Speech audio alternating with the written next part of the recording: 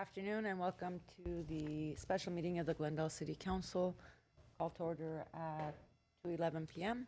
May we have roll call? Councilmember Brotman, Here. Garpetian, Here. Isakian, Here. Najarian, here. Mayor Asadrian. Here. And may we have your report? The agenda for the Thursday, August 22nd, 2024 special public meeting on the City Council was posted on August 15, 2024 on the bulletin board outside City Hall. All right, and what's next? Item number 1, management services regarding building electrification reach code replacement option. A motion directing staff to prepare an alternative reach code to replace section 4.1, subsection 4.106.5, and section 5.106.13 of the local amendments of the California Energy Code.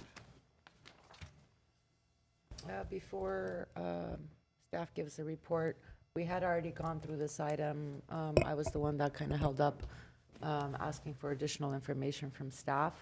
From the information that I did receive and the last meeting I did have with staff, it was made clear to me that the information that I'm looking for, including the cost effectiveness, what it would cost with permits and Glendale's tiers in mind, would require for this item to move forward in order for me to get that information.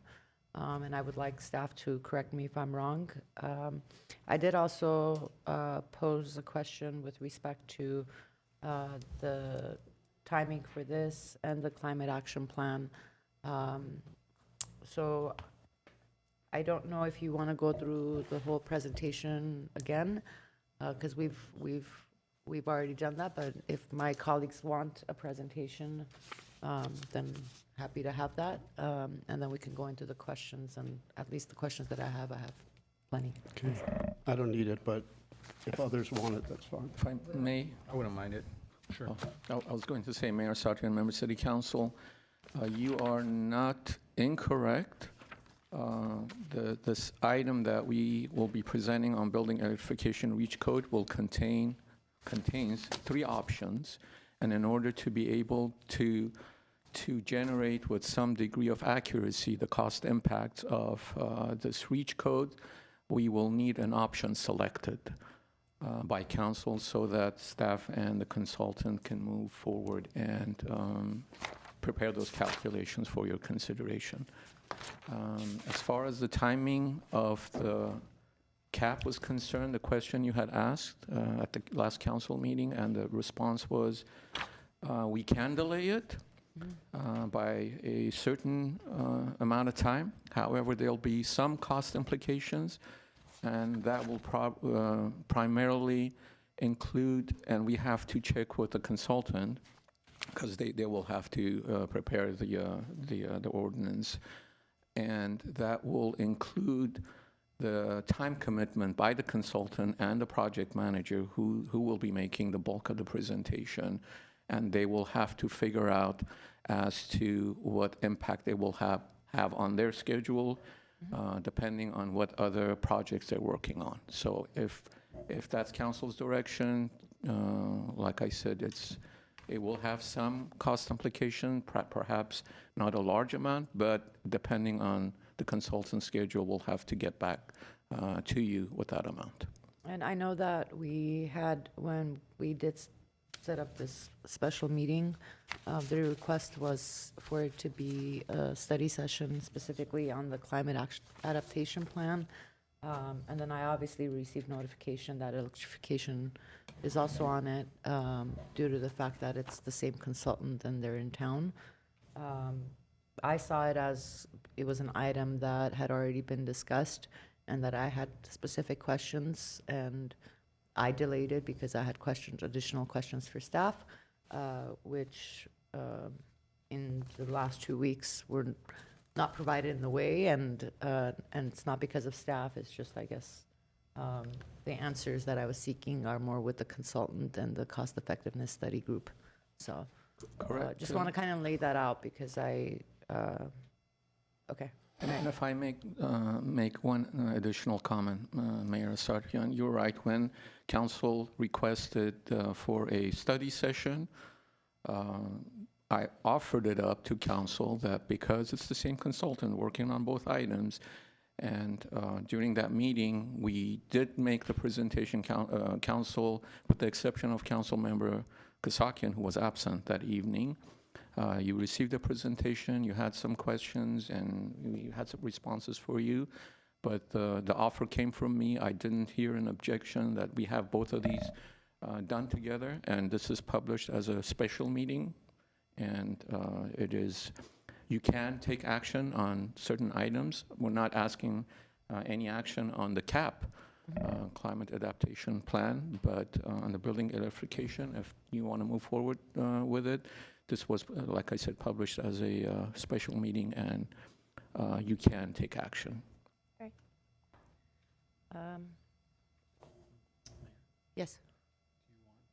Do I need to weigh in or say where I stand on this, since I was the one that? What would you like, a presentation? It seems I like. mean, quite honestly, I did watch the presentation. I've reviewed the staff report, and I, have no objections to pursuing the staff recommendation, which is a single,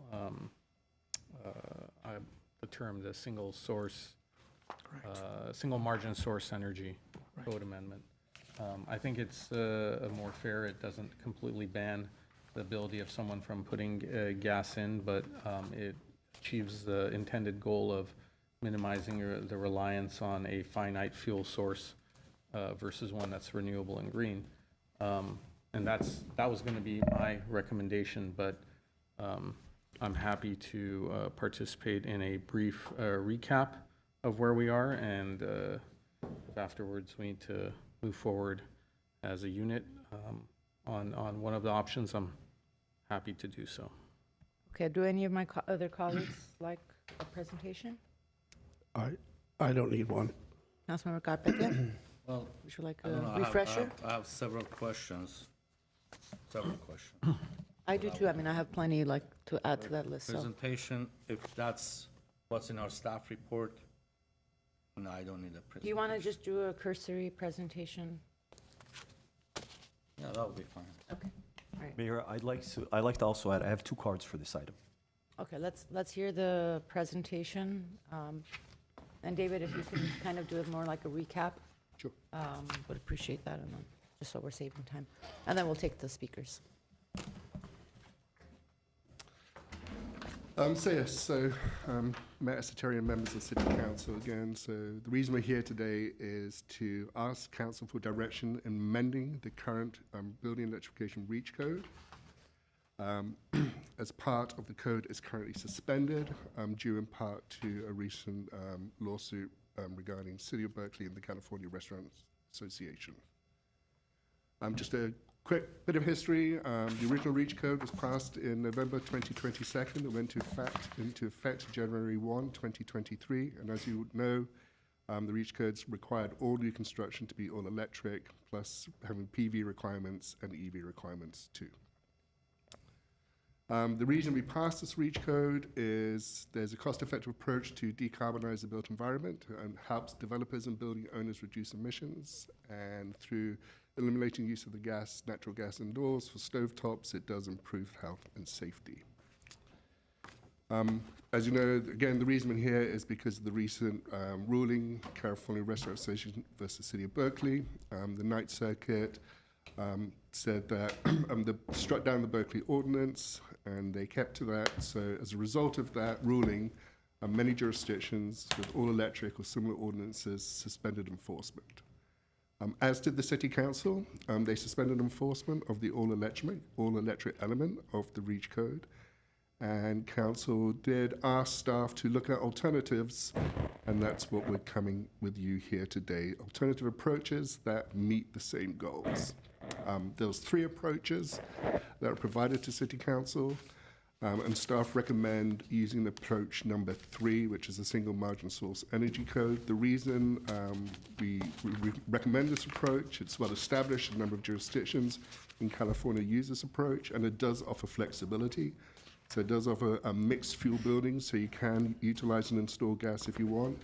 But the objective of this approach is to encourage all-electric new construction. And again, this is just focused on new construction, not any other type of building.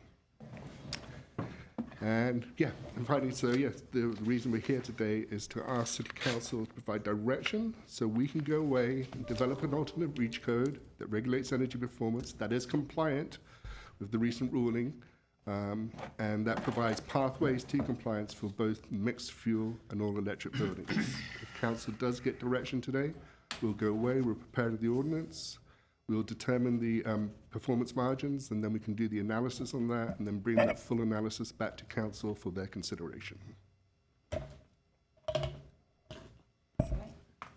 Thank you.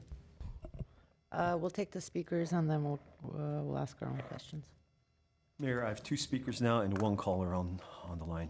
Great, and just for the record, we're not taking any more after the first speaker is done. Thank you. Michael Rochmas? Michael, you have 3 minutes. Go ahead. Hello, my name is Michael Rockmas. I am the chair of the Green Buildings Committee for Climate Reality Project Los Angeles chapter, which has members in Glendale and across LA County. There's a scientific consensus that fossil fuels are overheating the planet, leading to changes in weather patterns that all of us can see, and increasing the risk of wildfires and other disasters that endanger our way of life and the future we want for our children. We contribute to this problem when we burn gas in our buildings, and I still use some gas at home. We also contribute to some of the worst air quality in the nation. The South Coast region that includes Glendale is classified by the US EPA as an extreme non-attainment area for serious air pollutants. In 2022, the City Council recognized that building codes are one of the best and most cost-effective tools that cities have to reduce greenhouse gas emissions while also improving indoor and outdoor air quality for residents. While requiring replacement of functional gas appliances with more efficient or electric appliances would impose a cost on residents and should therefore be accompanied by incentives, studies showed that imposing this requirement on new construction could achieve the city's goals while actually saving builders money, making an incentive program unnecessary. The city took the popular and cost-effective step of requiring new buildings to be all electric. This policy proved uncontroversial. There weren't any complaints or waiver requests that we're aware of. Unfortunately, the Ninth Circuit decision led Glendale to pause its REACH code. But while this decision blocked the specific policy we were using, it didn't magically solve our problems. When we run into obstacles, we can't just give up. We have to be creative and have grit to achieve our goals of improving the health of our residents and reducing emissions from fossil fuels. Like the previous policy the City Council adopted, the proposed energy efficiency REACH code would be an uncontroversial and cost-effective approach to achieve these goals. It also provides more flexibility to builders by not requiring all-electric construction. Let me repeat. This policy does not require all-electric construction. It doesn't require all-electric appliances. It achieves its goals by requiring more energy-efficient buildings overall, with builders having the flexibility to do this in any way they choose. While energy upgrades are cost-effective, some builders may lack the foresight to see the long-term benefits, or simply do things the way they've always done them. We know how expensive retrofitting a building can be, so requiring efficiency upgrades during new construction will save residents money in the long run by preventing expensive retrofits in the future. Okay, thank you.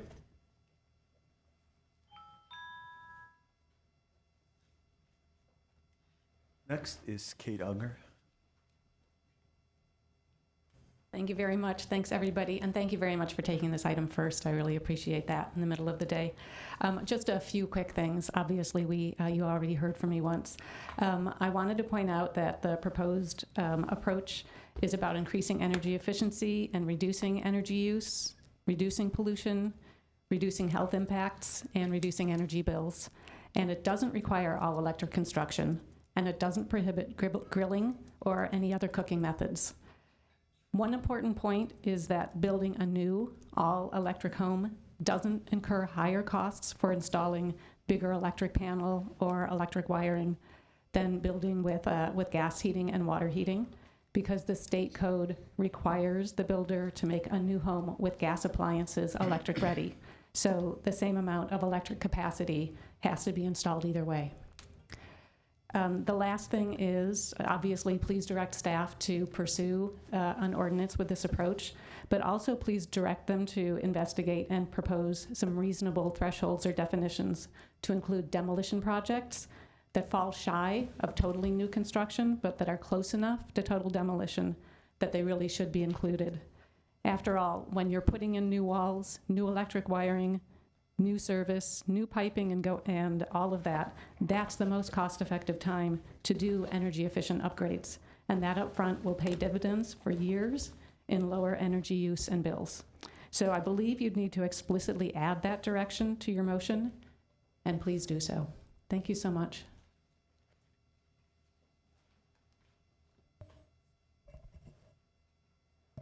Cole Bazemore. Cole, you have 3 minutes. Go ahead. Good afternoon, Council. My name is Cole Bazemore. I'm the chair of the Glendale Sustainability Commission and a member of the Glendale Environmental Coalition.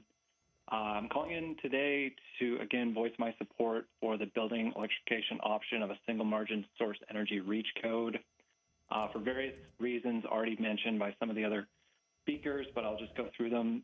So first, most importantly, electrification will reduce costs for building owners and tenants. Electric appliance systems such as heat pumps are far more energy efficient than their gas counterparts. And the added benefit is they can also produce heating and cooling.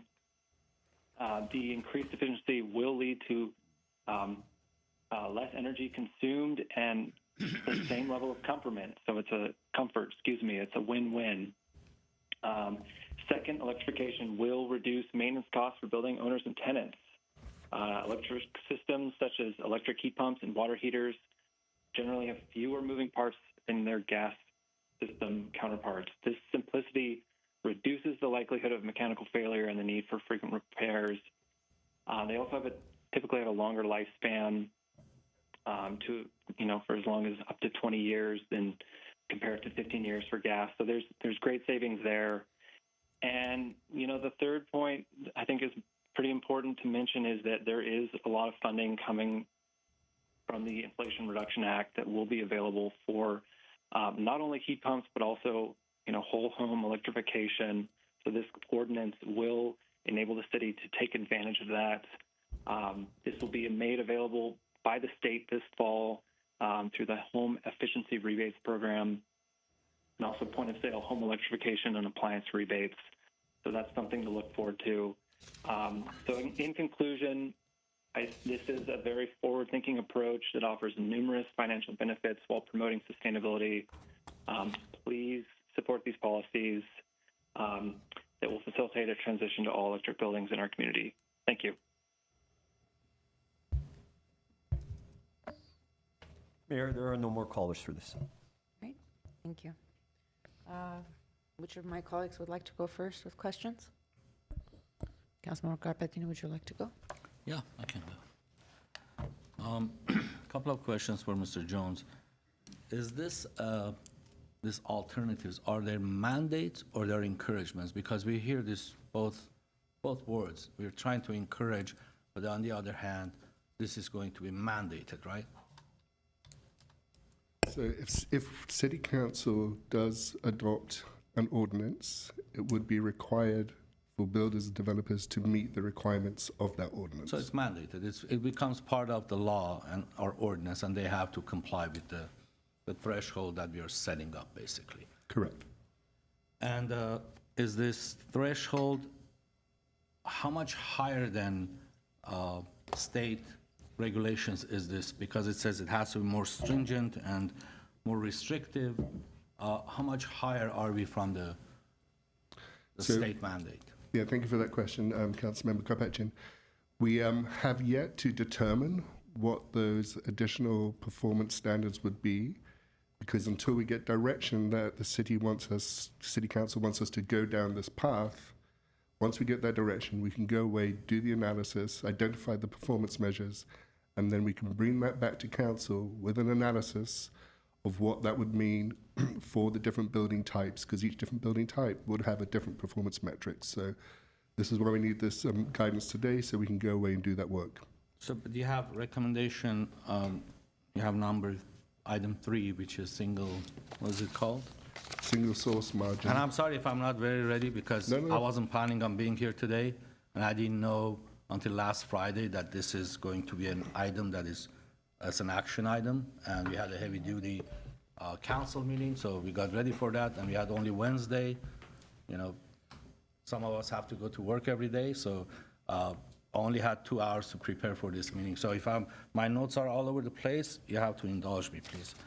So this is single margin source energy code amendment, right? Correct. And that's what you're recommending. So if that is the case, do you have an idea as to how much higher are we going to be from the state mandate?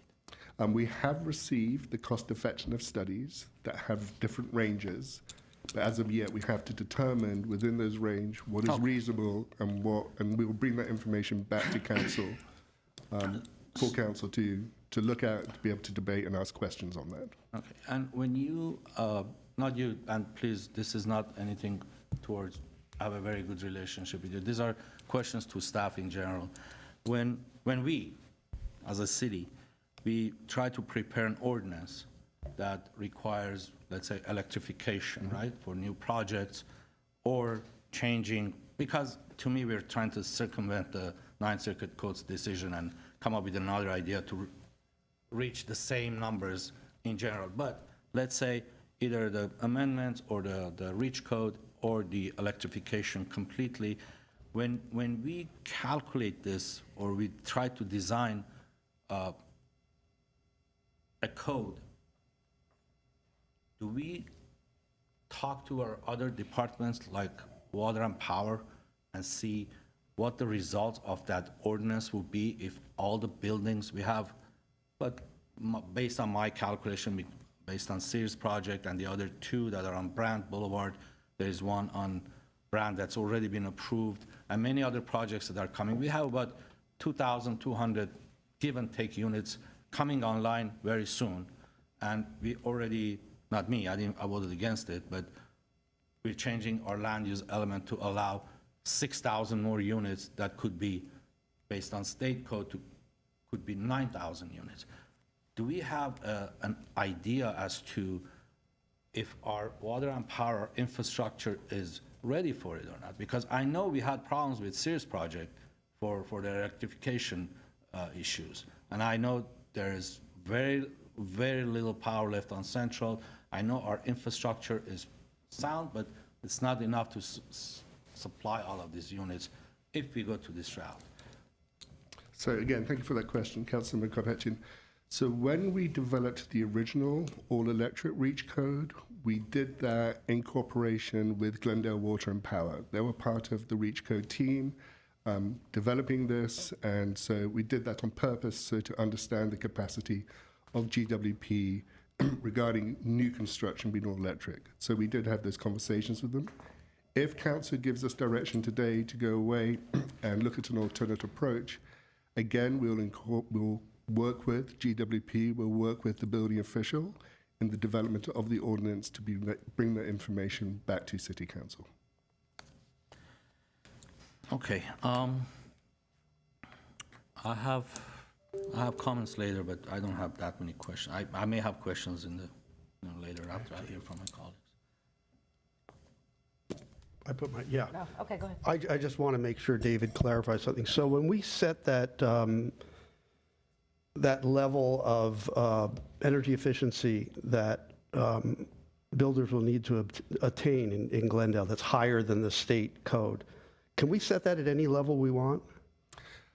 No, we cannot set that at any level we want. So the cost-effectiveness studies provide a range from the state code to however many points above the state code, and we have to set it within that range, because if it goes above that range, it does not become cost-effective, and at that point, we cannot, the California Energy Commission and the California Building Standards Commission will not allow us to pursue the REACH code. So it has to be within that cost-effective range. Okay, so when we set this level, a builder comes forward with a project, starts to work on a project. We are not going to put that builder in a position where it's going to cost more for that project than it would have otherwise. It has to be cost effective.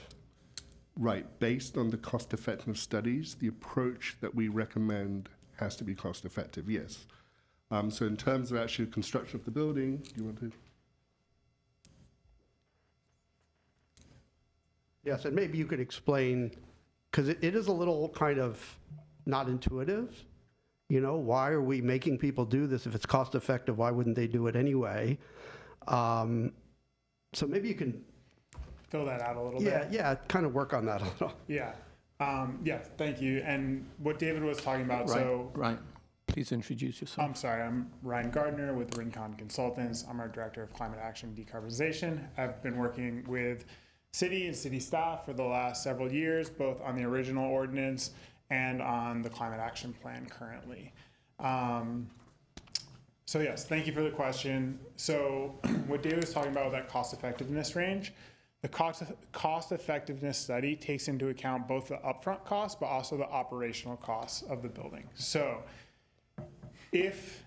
because we're not telling the builders how to build a building, we're just saying meet this threshold that's a few percentage points higher than the state minimum. It's up to the builder how they're going to meet that. If they decide that they want to build with gas furnace and a gas stove and a gas water heater, they're going to have to spend more in other places in order to hit that target. Is If it like they solar and storage?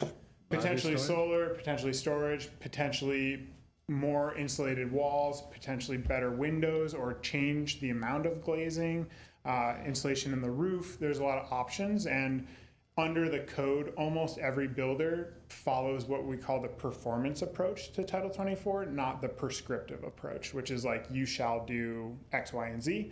We just say meet this threshold and do it however you want and model it in a program which is specified by the state that everyone uses, and that's how they determine that they're code compliant. So under this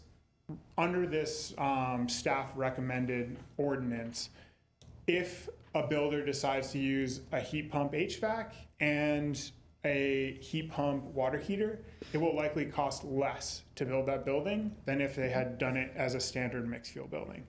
If they do it as a mixed fuel building, they're likely going to have to spend more in order to hit the same level of efficiency because those electric appliances are so much more efficient.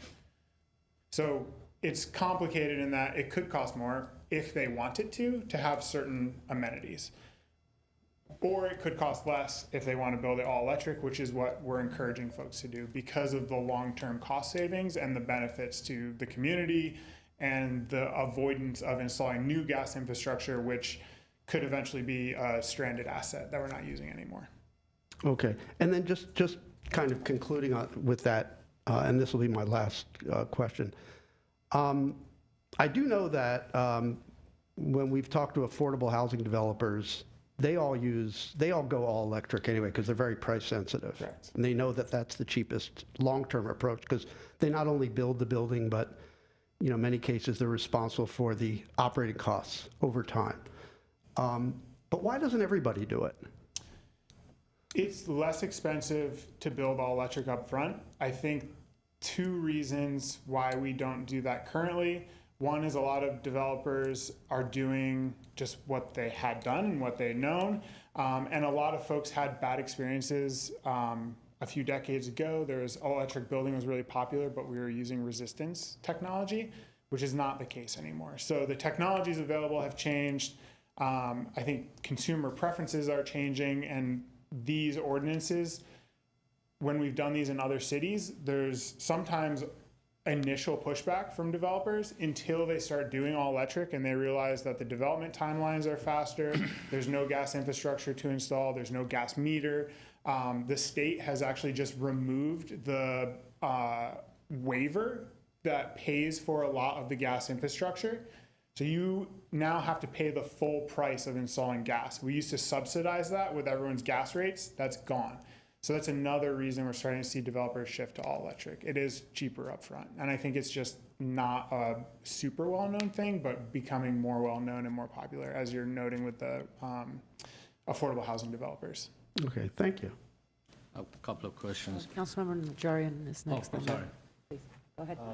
Thanks. So maybe you should stay there, but let me first say, is is every electric appliance more efficient than its gas counterpart?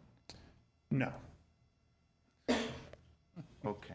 Would you like me to elaborate? Well, so we're talking about efficiency, this whole discussion here. I mean, let's put it in context. The Ninth Circuit said that a city cannot mandate all electric. More or less, Yeah. the Ninth Circuit Court of Appeals. So we're sort of backdooring this under the guise of energy efficiency, correct? No, I would not agree with that. I don't see any discussion of greenhouse gas or NOx in this presentation, so So I thought that's what we were doing. what the Ninth Circuit determined in very specific terms is that you, as a city, are not allowed to supersede federal efficiency targets for appliances. EPCA. In EPCA, which is the Federal Appliance Efficiency Standard, there is an explicit call out that says cities can require more efficient buildings so long as they can be built with federal minimum efficiency appliances. And that is exactly what this ordinance would do, and what the folks who are doing the cost effectiveness studies are basing their ranges on, is that they're building a building using their statewide modeling software, which is tuned specifically to Glendale for the climate zone and the rates. And they say, what happens when we build a building with federal minimum efficiency appliances? So the least efficient appliances you can buy on the market, put those in a building. How efficient can we make that building and still be cost effective? That's how they're designating their cost effectiveness study. All we're saying is we're going to put that efficiency all the way towards, somewhere within the range where it's more efficient than what the state is currently requiring, but only as efficient as we can cost effectively build with the worst appliances that you can buy. So in the real world, builders don't build with those appliances. They build with more efficient appliances because it's less expensive to build with high efficiency appliances than it is to build a more efficient building with like thicker walls, going to a 2x6 wall from a 2x4 wall, or 2x8 wall even at this point. So the idea that we're trying to backdoor anything, I would say no. This is just reverting back to the traditional approach to dealing with buildings and trying to get the most benefit for communities and build the most efficient buildings. So I think our briefing on the Berkeley case really did not discuss the appliance issue. We went to the understanding that by what I heard, and maybe it was a closed session in some extent, I can't get into the details, but I heard a different version from what you're saying. But you just told me that there are gas appliances that are more efficient than electric. Not that they're more efficient. So like the maximum efficiency you can have with a gas appliance or a resistance electric appliance is 100%. That would be like the theoretical maximum efficiency that you can gain from like lighting a fire and using that to heat water or air. And the same as for resistance heating.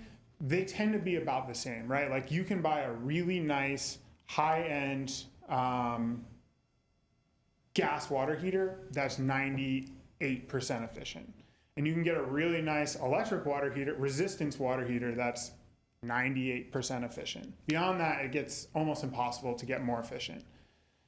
Heat pumps are a completely other story. So a heat pump does not create electricity or create heat.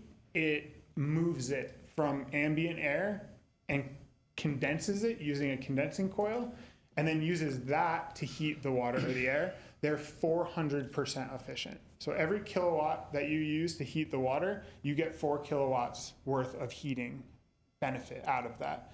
And that's a huge driver for why these electric homes are so much more efficient. How do you compare? So when you say efficient, are we talking about the law of thermodynamics, or are we talking about economics? Because We're those are talking about two definitions We're here. talking about the law of thermodynamics, and if you want to get into law economics, Right, how does that, think about it the same way. So gas is less expensive per unit of energy. So a kilowatt hour of gas is less expensive than a kilowatt hour of electricity, but it's not 4 times less expensive, especially in Glendale, where you have relatively cheap electricity rates.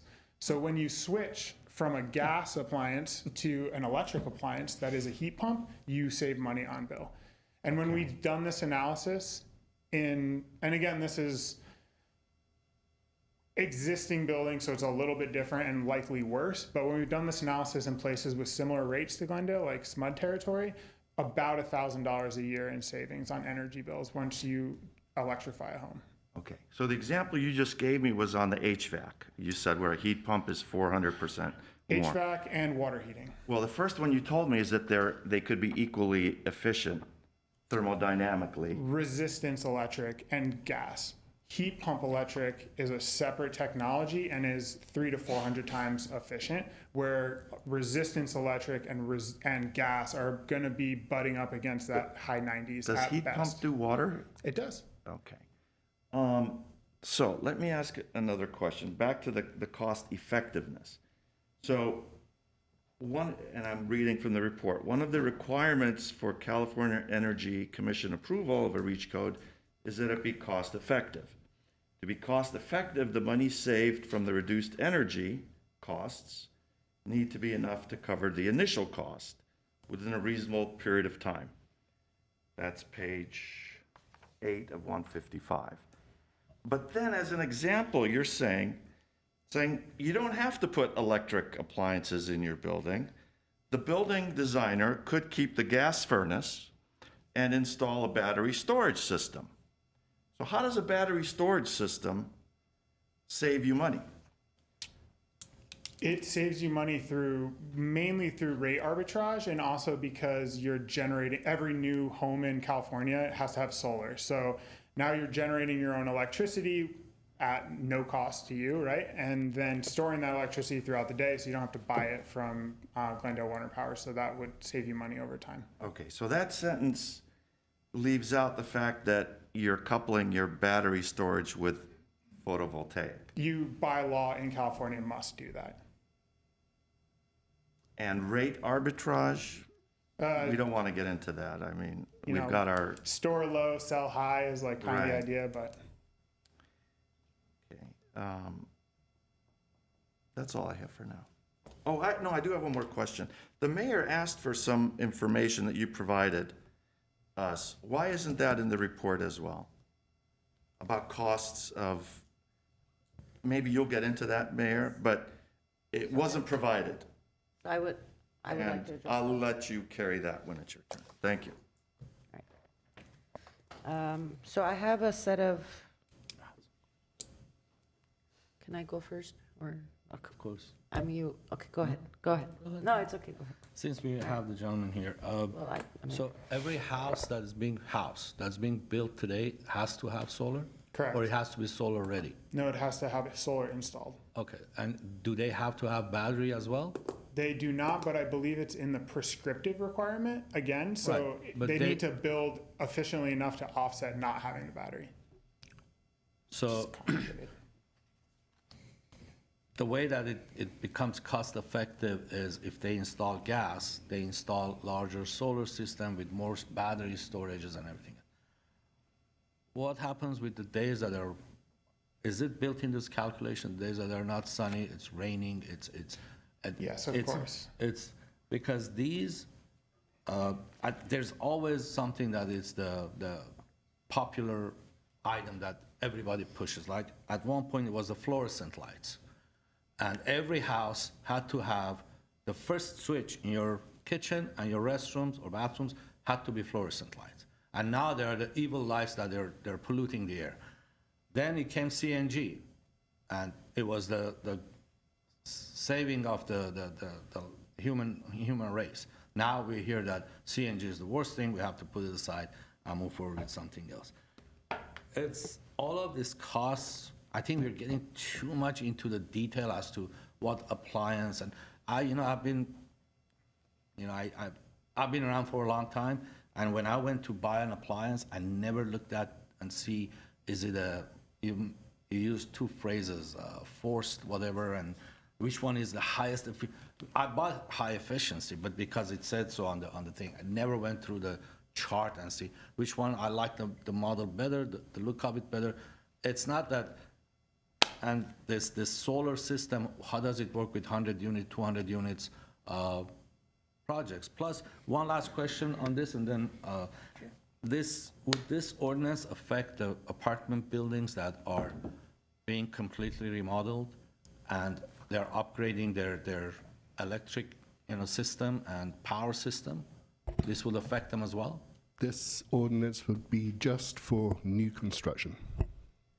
Just for new construction? Correct. Because as it is, they cannot, that's where I stop. I want to let you go. And thank you. Then I'll have more comments later. I'll address Councilmember Najarian's question first. So during the last meeting, I requested that I meet with staff, and I had some cost-effective questions and what that looks like for if we incorporate permits, our own tier systems, and so forth.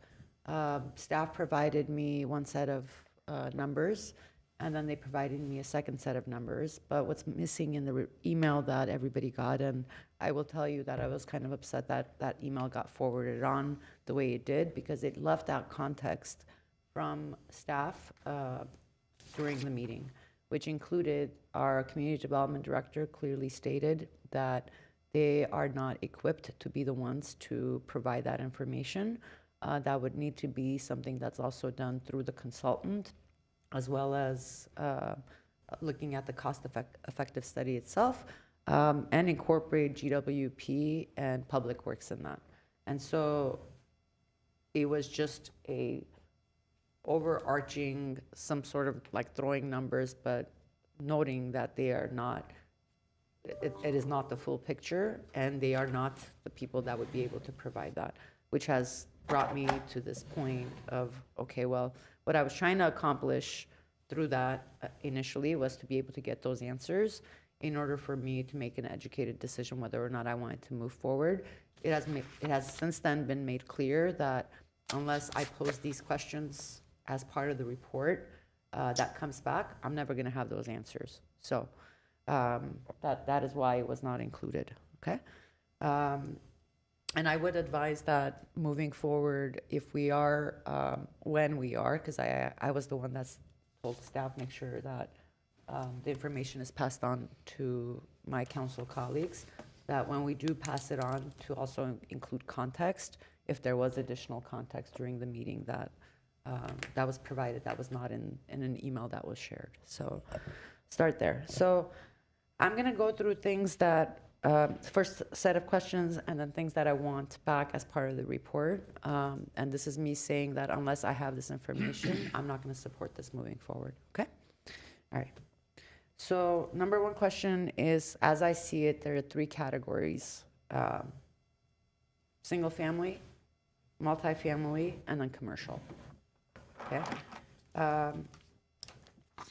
For the commercial, as an example, for restaurants and eateries or any other category that may be, how would this impact their ability to build the kitchen that they want, have the stove that they want? I think you spoke a little bit to that. But when it is a commercial kitchen, that is very different than, your single-family kitchen, right? Because the parameters are different.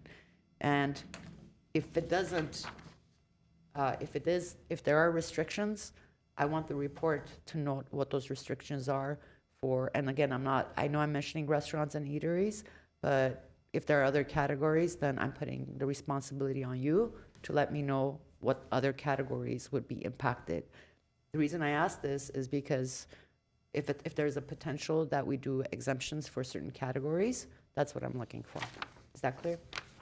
Do you have questions on that? In the commercial sector, it's even The 3 buckets are correct, but there's even more buckets within the commercial sector, and every building type, not every, but there's multiple building types within the commercial sector that we'll be analyzing individually and will have different thresholds. Because, like you're saying, restaurants have this huge gas load that they're traditionally using and limited ways to offset that. Likely the threshold for restaurants will be lower or maybe not even different than the state code, whereas office buildings can easily put in a heat pump for their HVAC. It has no difference in their functionality, and that one might have a higher threshold. So we'll be looking at each of those individual building types and then fine tuning the thresholds for them so it's not a one size fit all approach. Okay.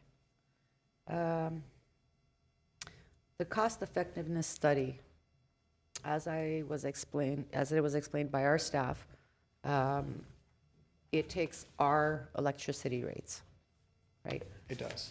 Does it take into account our different tiers, or is it an average? It takes into account the different tiers. I believe that Glendale Water and Power sends the rate structure to the modeler, and then the modeler plugs in those rates, and they do the same for every utility in the state. But when they talk about cost effectiveness, It's down to the hourly rate across different tiers and kicking into different tiers, so it is a complicated model that has all of that information built so in. I'm going to need you outside of this to explain in detail what that means, because I think that's something I had asked staff, that I think that requires kind of like a one-on-one for me to have a better grasp of that.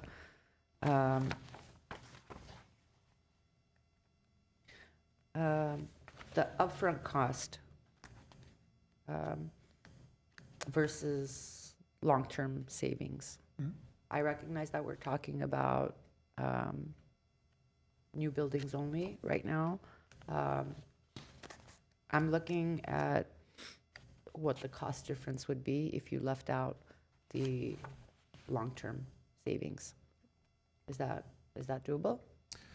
Yeah, I would say again, it's because we're not prescribing a certain approach, we're not going to be able to say it costs X amount more to do single family homes. It's going to be dependent on the approach that the developer takes in that building. So when it was a ban on gas, that's easy. We can say it costs $8,000 less, which is about how much it costs less, and that's with the original. Now, it's gonna be up to the developer if they want to have it cost less or have it cost more and have gas. That's gonna be on their call. We'll be able to provide a range of what that looks like. Like, here's how much if you built it all electric, and here's how much if you didn't and had to add all of these things, but like where you fall on that scale will be up to the developer themselves. Okay. And then your cost-effective study, does it only include rates, or does it include our permit fees, the panels and all of that? And does it include the updated fees that the council recently updated? So generally, when we do this in other cities, we don't include permit fees, or I guess not technically panels. The reason is because permit fees are likely the same across both types of buildings. And actually, as one of the commenters mentioned, state requirement is that the building is built all electric ready. So it's built with a large service, it's built with a large panel, it's built with all of the wiring done to all of the locations. So that's by law, they all have to do that whether they have gas or not. So having them use electric appliances doesn't increase the cost. So that's generally thought of as a wash. It's equal across both. Does it, so I'm going to give you just an example. Say a restaurant is trying to go into a space that was previously retail. This wouldn't apply because it's an already constructed building.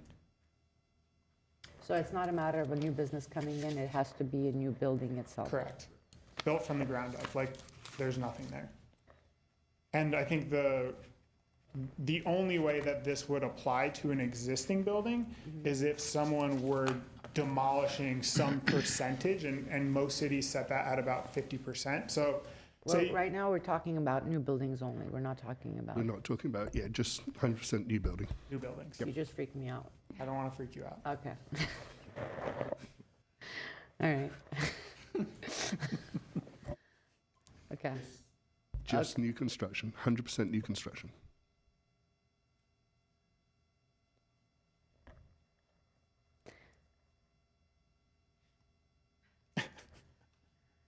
All right. And then I think when you were talking about resistance technology, I think I've talked about even like buildings like mine in the past. So I guess there was a time like in the 1980s where the electric buildings. Really expensive. Are there, I recognize we're talking about new buildings. When you look at the upfront costs that you'll be bringing back, what I would like to see is some incentive programs that we can also look at. My biggest concern with any incentive program, and a lot of the stuff that's on the state and federal level, is that I keep calling it like it's built backwards, where someone has to have the funding available to buy and to replace and then get a rebate back. That's not what I'm looking for.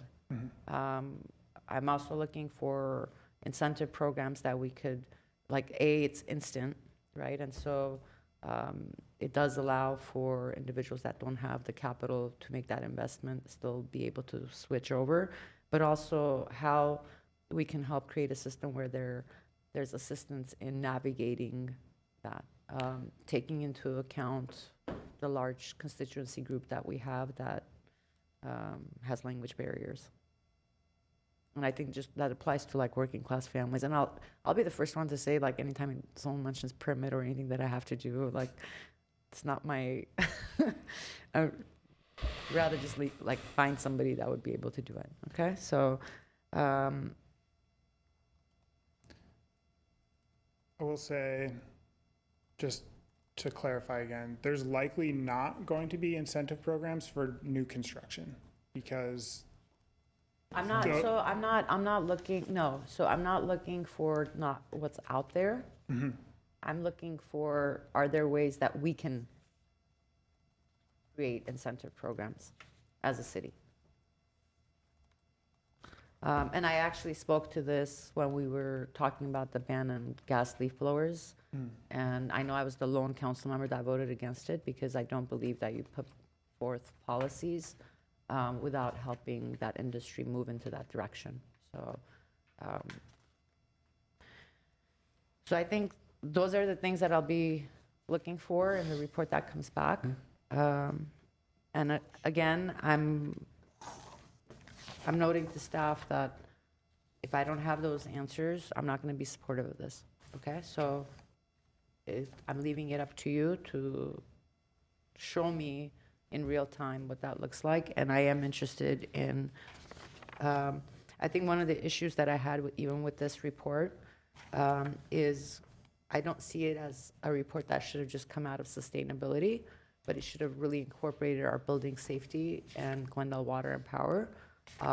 And before that report comes back, I would like there to be complete and thorough conversations with Glendale Water and Power and Building and Safety on that there should be a report from them incorporated into this, and not a summary of what they think, but I think the city also has different goals in each of those departments, and I want to make sure that their opinion is highlighted in how this ordinance would be in line or not in line with other things that we have going on in the city.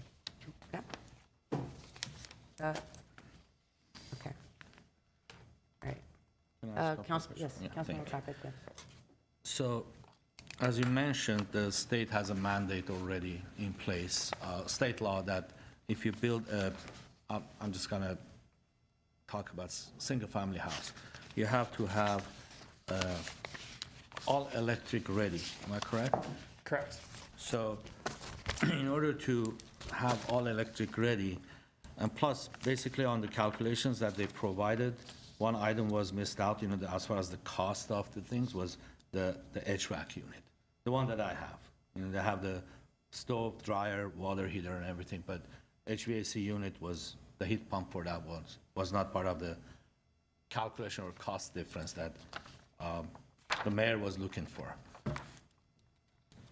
I had a one-page, it was a one-page cost analysis and comparison between gas and electric, and that's what it was. So anyways, let me just go Are you through. referring to the email that came Yes, through? yes, So, I mean, I did note about the email and how that wasn't That's any okay, clear we'll get picture. there, it's not a so- problem. I think so right now it has to be electric ready, and most of the homes that are a little bit larger, they may have a kitchenette outside in their island or barbecue island or what have you.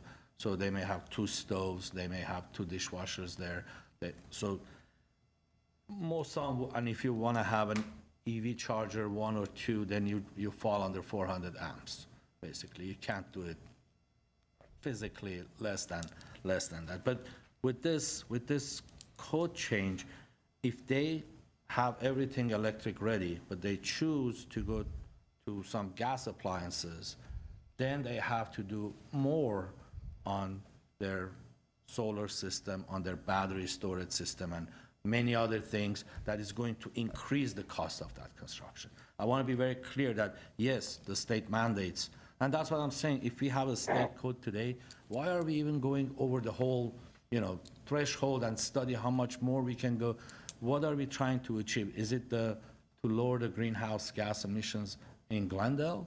Is that the goal? I think there's a few goals, and the Okay. reason that this is being done, one is it will save on greenhouse gas emissions, which is a goal of the city and incorporated into state goals. As we've talked about, it's also less expensive overall, so we're saving money, and we're also decreasing air quality emissions, so we're improving health and safety. This city and most cities in California have had REACH codes throughout their history because the state, has to build to the lowest common denominator in some ways, and Right. a lot of cities want to be more efficient and be more forward-thinking than the state minimum. Right. And as far as the cost comparison, with the cost of electricity, we just increased, not me, I wasn't here, but 59% within that next 3 years, the cost of electricity is going up. So I don't know if that was built into our calculation or not, and I think you need to look at it. It's So built in. It is built in. It So, is, sir. and also as far as we had a chart in, I don't know if it's in this report or the next items report, that shows where the greenhouse gas in Glendale comes. Most of it is, more than half is almost half is the vehicles, right? Vehicles, Transportation. miles, transportation. And then the next item is the electricity use, the energy use. I believe it's natural gas is the next. Natural gas, okay, natural gas, then it's the electric use, right? So, but surprisingly, in the same report, we had the poor air quality report with how many days they were above the quality of air was really bad and was above the state's threshold, basically. The year that was the worst, like in 2022, it was 22 days. 2021 was 25 days. 2020, that was COVID year and no one was driving, it was 60 days. So it was 3 times, almost more than any other year that 50% greenhouse gas emission was being, released to the air by cars. But I'm puzzled as to how the air quality was that bad in 2020. So I think everything is kind of relative into where the pollution comes and how is it being managed, and we get to that. But one other thing that you need to, if this thing moves forward and all of this work, the extra work that we're doing above and beyond state mandates, how much of a difference would it make in our greenhouse gas emissions? That's a great segue into our next topic of the climate Right. action plan. So So because, yeah, that's a different one, I understand, but this was presented and it needs a vote, so I don't know that. But, by the way, I went through that 730-page report. I think I'm the only one. I think I can get into the Guinness record because I was, but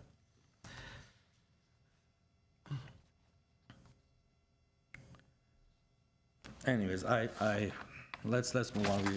We have to make some, I don't want to keep you waiting, and we make some comments later if you have to, but thank you. Okay. Yeah, I had one more. I don't know if that would be you or David, but when we talk about efficiency, especially for multi-families, would that also trigger them putting more efficient, like, water heat pumps and whatnot, that would ultimately save the renter money? Yeah, so if it's new construction, again, and they're building a new building, building that with heat pumps will save those residents money on their bill. I don't have those numbers off the top of my head, but again, for like single family homes, it's like $1,000 a year or a couple $100 a year. And in the cost effectiveness study, we'll have those on bill savings numbers for you, for single family and multifamily and each of the categories of commercial that we're looking at. Okay. I know I mentioned building and safety and Glendale and water and power. I don't know how Public Works would relate to this, but I remember Public Works being mentioned during the staff meeting I had. So you guys figure out, maybe there's other departments that should have input, but I'm looking for that to be kind of a comprehensive, collaborative effort between the departments. With respect to, you know what, no, we're fine, okay.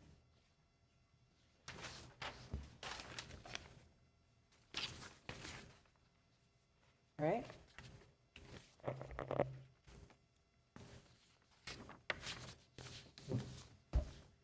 Have a motion? Comments to make? I'm Oh, happy would you to- like to make comments? Okay, go ahead. No, I mean, I have nothing else to say. I Okay. want to move the item. Okay, does anyone have comments? I mean, I will just reiterate and say, what I thought was best about staff's proposal is that it gives individuals in the city some flexibility. I've spoken often about, some of our very ambitious goals of reducing our carbon footprint, our reliance on certain fossil or finite sources of fuel. Of course, everything is not, no individual thing is done in a vacuum. It relates to a lot of other city activities. And I've said that it would be great to have this kind of big picture idea of where we're headed, so we can approach certain activities and decisions that we make with the similar philosophy to how carbon offset or tradable rights work, which is, we're going to have to do certain things that we may not like doing initially. It may not be the most environmentally sustainable thing to do, which means in other areas we have to work a little harder to overall minimize our total carbon footprint. Our ball fields is a perfect example. Ideally, we would have had only natural turf, but because we have certain needs, we are looking at, what we did was allow certain fields to be replaced with artificial turf and others to be natural turf. And while we do that, looking at how much water it uses, looking at other areas where we can have better and more efficient electricity use, et cetera. I think that allowing people who are doing developments to figure out where they can nudge and move things around to make their overall carbon footprint smaller is a very reasonable way of approaching development. We've heard about the benefits of having electric appliances. I think that this continues to be, I believe, from what I read, a growing industry, and homes are going to continue to be more efficient. And so for that reason and the others that were raised by staff and the consultant, I support the staff recommendation. Councilmember Brotman? Yeah, I wasn't going to say anything, but I'll just, just for the record, I will say, this is really a very small step and a very easy step. We're going to hear from, when we hear about the Climate Action Adaptation Plan, 23% of our greenhouse gas emissions come from building, gas in buildings, right? So heating, cooling, primarily heating, cooling, water, space, cooking, et cetera, 23%. We want to reduce that 23%. The state is telling us we need to reduce that 23%. It's going to be challenging because of all the existing buildings. This is the easy step. Let's get it right with new construction. And it's very rare in the world of climate mitigation and air quality improvement that you can do something that reduces emissions, cleans the air, or helps reduce, air pollutants, helps with indoor air quality and health, and actually saves money at the same time. I mean, we're not going to have many things like this. We're going to have much tougher decisions. This one is a very easy decision. It's a very small decision. We have a lot more work to do, but I'm glad we're doing this. So if there are no other comments, I would like to move the item. Okay, well, I'll make the motion, and then you can take more comments, but I will move that staff come back with a single margin source energy code amendment ordinance for our consideration for new construction. And I would like to see at least an option or two that addresses situations where a building is substantially demolished, but may have one or two walls remaining, but is effectively like a new build, to try to capture that in the ordinance. But you can come back maybe with an option or two that addresses that issue, and we can decide at a later stage whether we want to pick that up and include that in our work. And as everyone knows, that was not part of our original ordinance. I'm still comfortable going forward if it's not part of this ordinance, because I think we need to take this step at least. Okay, and that would not be part of the ordinance you're drafting, you would just bring it as an option for us to look at? Okay. And then I think everything that since he's made the motion, everything that I spoke to, permits, yada, yada, yada, yada, needs to be included as part of that second study as well. Councilmember Garpetian, you have a comment, and then Councilmember Najarian. Thank you, Madam Mayor. I think we have an ordinance in place, 5999, right, which is the electrification ordinance. So when we say we, it's not all of us are included in that we with every decision that's being made here, including the Ninth Circuit Court. They disagreed with banning gas, not because they wanted to pollute the air and, have a less air quality, because it was not the right thing to do. And they have all the reasons in there. Maybe some of my colleagues that are attorneys, they can maybe elaborate on that a little bit more. So most of these items that we say we, it's not all we. The reason we are going above and beyond what state mandates is because we want to go back to the same ordinance that was turned down by Ninth Circuit Court. My goal would be to keep the ordinance the way it is. The rest would be optional. Whatever you want to do, make it optional, that people have the option to do it or not. In that case, you can say, well, we're trying to encourage people. But now you're trying to shove this in their throat in another way, because what the Ninth Circuit Code did. With state codes, every single unit, which is 1,000 square foot in any apartment building that's being built, with all the appliances that they have to be electric ready, they need to have 120 to 150 amp panels. It used to be 60 to 75. Now, I know GWP is here, I don't want to put them in the corner. I know we don't have the power to serve all these units that are coming online. You have to make a huge investment in your infrastructures, which we should do, but we don't have the funding right now. By mandating such a thing, I think you're doing the wrong thing. If this is really about greenhouse gas emission reduction, there are many other ways of doing it. Most of the greenhouse gases generated is by vehicles. And I don't want to go through all the other reports that are out there and compare a gas combustion car versus an electric vehicle and the cost of maintaining it and everything else. I think we need to give people a choice and not try to change an ordinance that we have already just to achieve the numbers that I don't even know how much of a difference it would make in the future. There are always other things that generating, and also within your report, if this thing comes back, you have to tell us what part of the atmosphere is greenhouse gas. How much of the atmosphere today is greenhouse gas? How much is generated by human beings? And how much was there? And how much greenhouse gas do you need in the atmosphere for the I'm sorry. I just Have a can't little believe what I'm courtesy. hearing. Have a little courtesy, please. This I'm is a- just shocked. I I'm sorry. I Go recognize, ahead. but, Too. okay, I recognize, but please, Councilmember This is- Karpetian, You need please, to take please- control of the situation, Madam Mayor. please, I mean, you did it last meeting as well, so let's. I didn't do anything, don't turn this on me.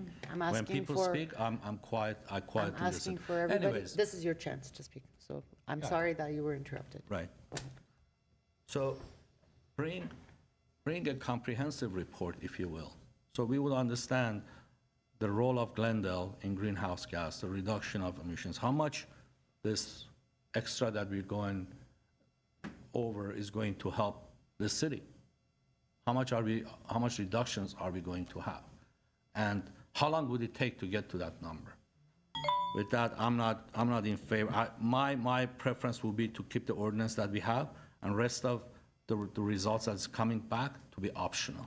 So they don't have to, if they use gas appliances, they don't have to go make other expenses and build larger batteries or build larger solar panels to compensate the difference. That's what we're trying to do right now. If it's optional, I'm for it. If it's not, I won't be voting for it. And also, I'd like to see all the numbers that the mayor asked for. I think they have to be very detailed. And is this an ordinance that would need 3 votes or 4 votes, Mr. City Attorney? 3 votes, it's not a 3 votes. zoning. Okay. Okay, thank you. Councilmember Najarian? Yeah, so just briefly, I do think this is an end around the Ninth Circuit law, decision on the law, so I'm a little uneasy about that. My general philosophy is to have less government regulation, especially at the local level.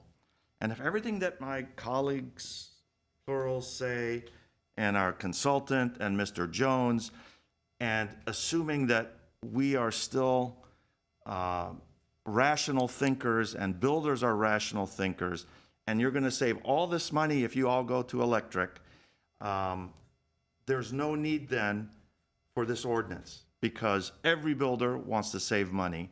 Every home builder wants to save money. What's the reason for this if it's such a great money saver? It just doesn't make sense to me. I'm a little uneasy about it. And that's basically my opinion. Thank you. Councilmember Kasakian? I just want to respond. I understand the concerns that my colleagues are having, but I just wanted to clarify a few things.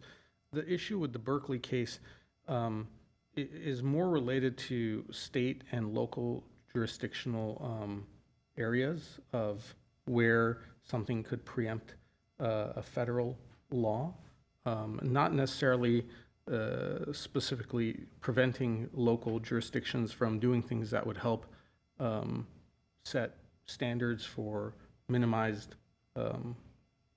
carbon, to minimize our carbon footprint. And in terms of, Mr. Garabedian, I understand that you may have taken a certain position on an issue, but the issue regarding methane emissions, greenhouse gases, and the impact that they have on the overall global temperature and climate is not up for dispute. I'm not a scientist. Both my parents are scientists, and they're probably disappointed that I ended up here instead of in the sciences. But you know, I just, while you were making your comment, I looked up just an article from Jet Propulsion Laboratory, and jointly put out by the California Institute of Technology, who I think you and I would agree is a body of, comprised of a body of experts far more informed on this issue than us. And it talks about their recent research, says by knowing where methane emissions are coming from,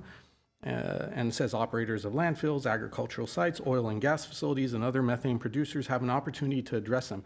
Tracking human-caused emissions of methane is key to limiting climate change because it offers a comparatively low-cost, rapid approach to reducing greenhouse gases. Methane lingers in the atmosphere for about a decade, but during this span it is up to 80 times more powerful at trapping heat than carbon dioxide, which remains for centuries, et cetera, et cetera, et cetera. So, I mean, we should not sit here and say, well, I don't know what is right, what is not, what is science, what is not. I mean, I just can't sit here silently and hear that argument. If we're talking about helping local businesses in a way, that's a separate conversation we can have. But we shouldn't sit here and try and lob, you know, doubt at the science of what greenhouse gases are and what they've done to the planet. 2023 was the hottest year on record. There are indisputable photos of glaciers that used to exist 20 years ago that don't exist today. I just don't understand why you're going to the argument. All I asked was a simple question. It wasn't a simple question. It was a simple statement, but question. you It's not have a the right to statement. say. I mean, you can't, you know, come to a conclusion on your own and put words in my mouth. You know, science is the science, and no one is disputing that. I just asked a simple question. If we can't, this is the problem today in our society. You can't have an opinion. You can't ask a question. You always be labeled either this way or the other way. Don't come up with wrong conclusions and put it out in the air. Then I will be, you know?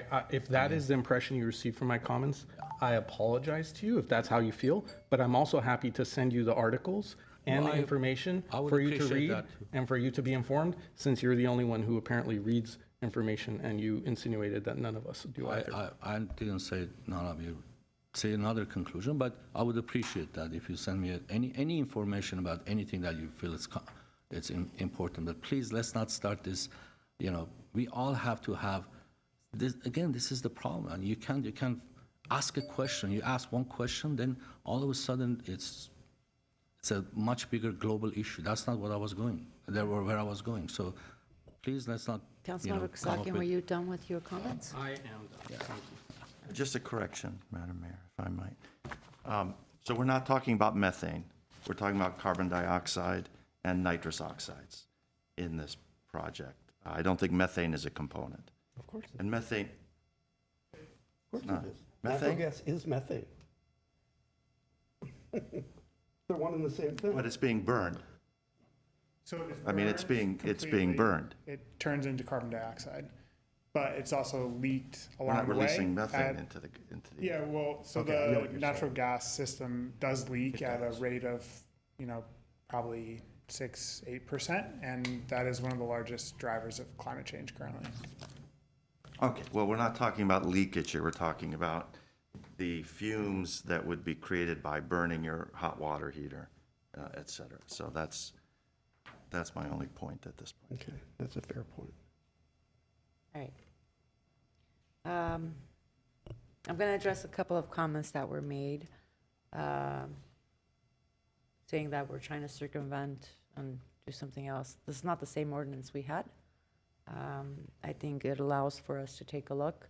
As I noted at the beginning of the meeting, unless I see the numbers, I don't know where I will land. I don't think that we're trying to shove anything down anyone's throat.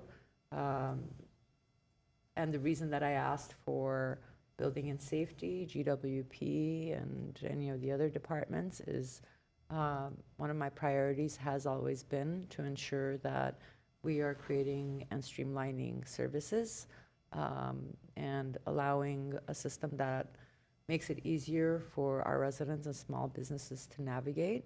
But if there are opportunities where those two things can coexist with environmental stewardship, then it is absolutely our responsibility to move our community in that direction. And so I'm very open to it. I supported the initial ban that we had, as did most of my colleagues, I believe, at the time. And if we are talking about the climate adaptation plan that's coming up next, and talking about vehicles on the road being number one, especially coming from council members that just recently were talking about how they would not want to remove any lanes and ensure that we continue to have as many vehicles, then I look forward to that conversation and debate on the next item. And so I'll be looking for the report, and I want to thank the consultant for your thorough answers and your very friendly approach, might I add, and not being defensive when items come up. So I appreciate you both, and I look forward to the report, and I would be supporting moving forward, and my ultimate decision will be based on the information that I receive back. There was a motion on the floor, and is there a second? And what is the motion? Can you repeat the motion? What I heard from Councilmember Brotman was to direct staff to prepare a single source energy code amendment, single margin source energy code amendment for new construction with some options, but not ordinance language, but options regarding substantially demolished buildings. And then I'm not sure, you, obviously, I heard the mayor obviously discuss, that report should also discuss the cost of permits associated with that So amendment. I gave my long list to the staff. I'm not going to be reading it off again. If you want to go, and I'm requesting that all of those questions and things that I asked for be part of the motion. Staff is more than welcome to go Sure, line by I just line. want to make sure Councilmember Brotman is the maker of the motion, is okay incorporating those. Yeah, I mean, the information has to get to the mayor, whether it's done through the presentation or it's done through briefings, that I'm indifferent, but we can Well, add that to I- the motion, I- that information be provided. I think that that information needs to be part of the report and ordinance that comes back to the full council. And I'm not looking, and then if I may add, I don't want to see the report on Thursday before the vote on Tuesday.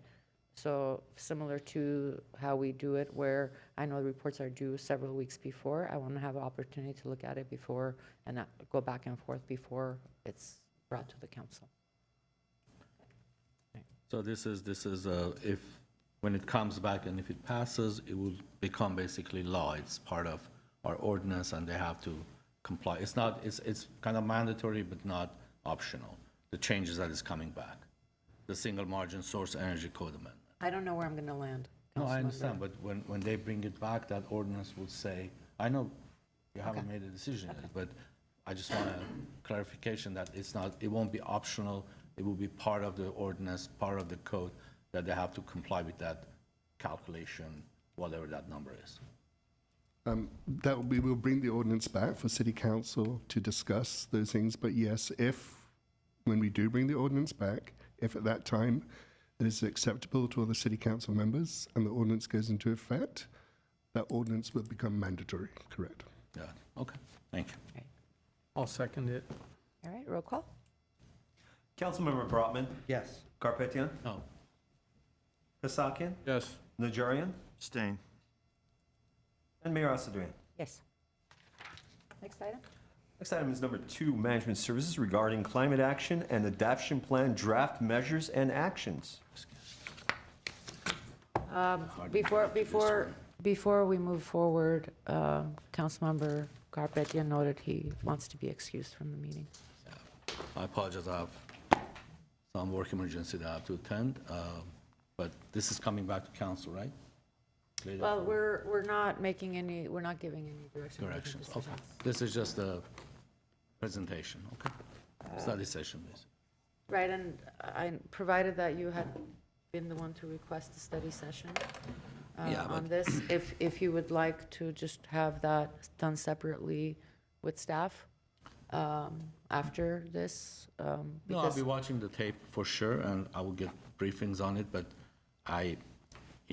we had so many challenging council meetings. Yes. And having 2 council meetings in 1 week, I think this should have been done next month, in a week that we had a dark council meeting, so it would have been much easier for all of us to attend, and this is just some work obligations that I have to attend, but I'll be watching the tape and get briefings later if I have to. Just as a point of reference, I did ask publicly to all my colleagues if you guys were willing to meet in the next week or two, and the answer was yes, and this was scheduled. I recognize you have other obligations. I'm not taking away from that. So I just- understand. okay? I watched the I just tape, wanted to be that was- accommodating to you. I That's why we appreciate got that. that. Thank you. Okay. Thank you. Madam Mayor, Yes. I would like to be excused after the presentation. I'm feeling a little feverish at the moment. Thank you. All right. Go ahead. Thank you, Mayor Asatarian and members of the City Council.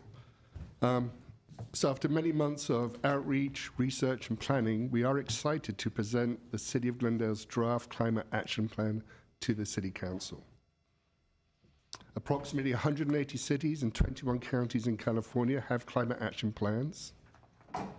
With our draft climate action and adaptation plan, we are not just adding our efforts, but becoming part of a collective movement of cities in our state, nationally and globally, to mitigate our greenhouse gas emissions and improve the resilience of our city to climate change. With that, I'd like to introduce Hannah Mize from Rincon Consultants, and we've already met Ryan Gardner, who will do a presentation for us today.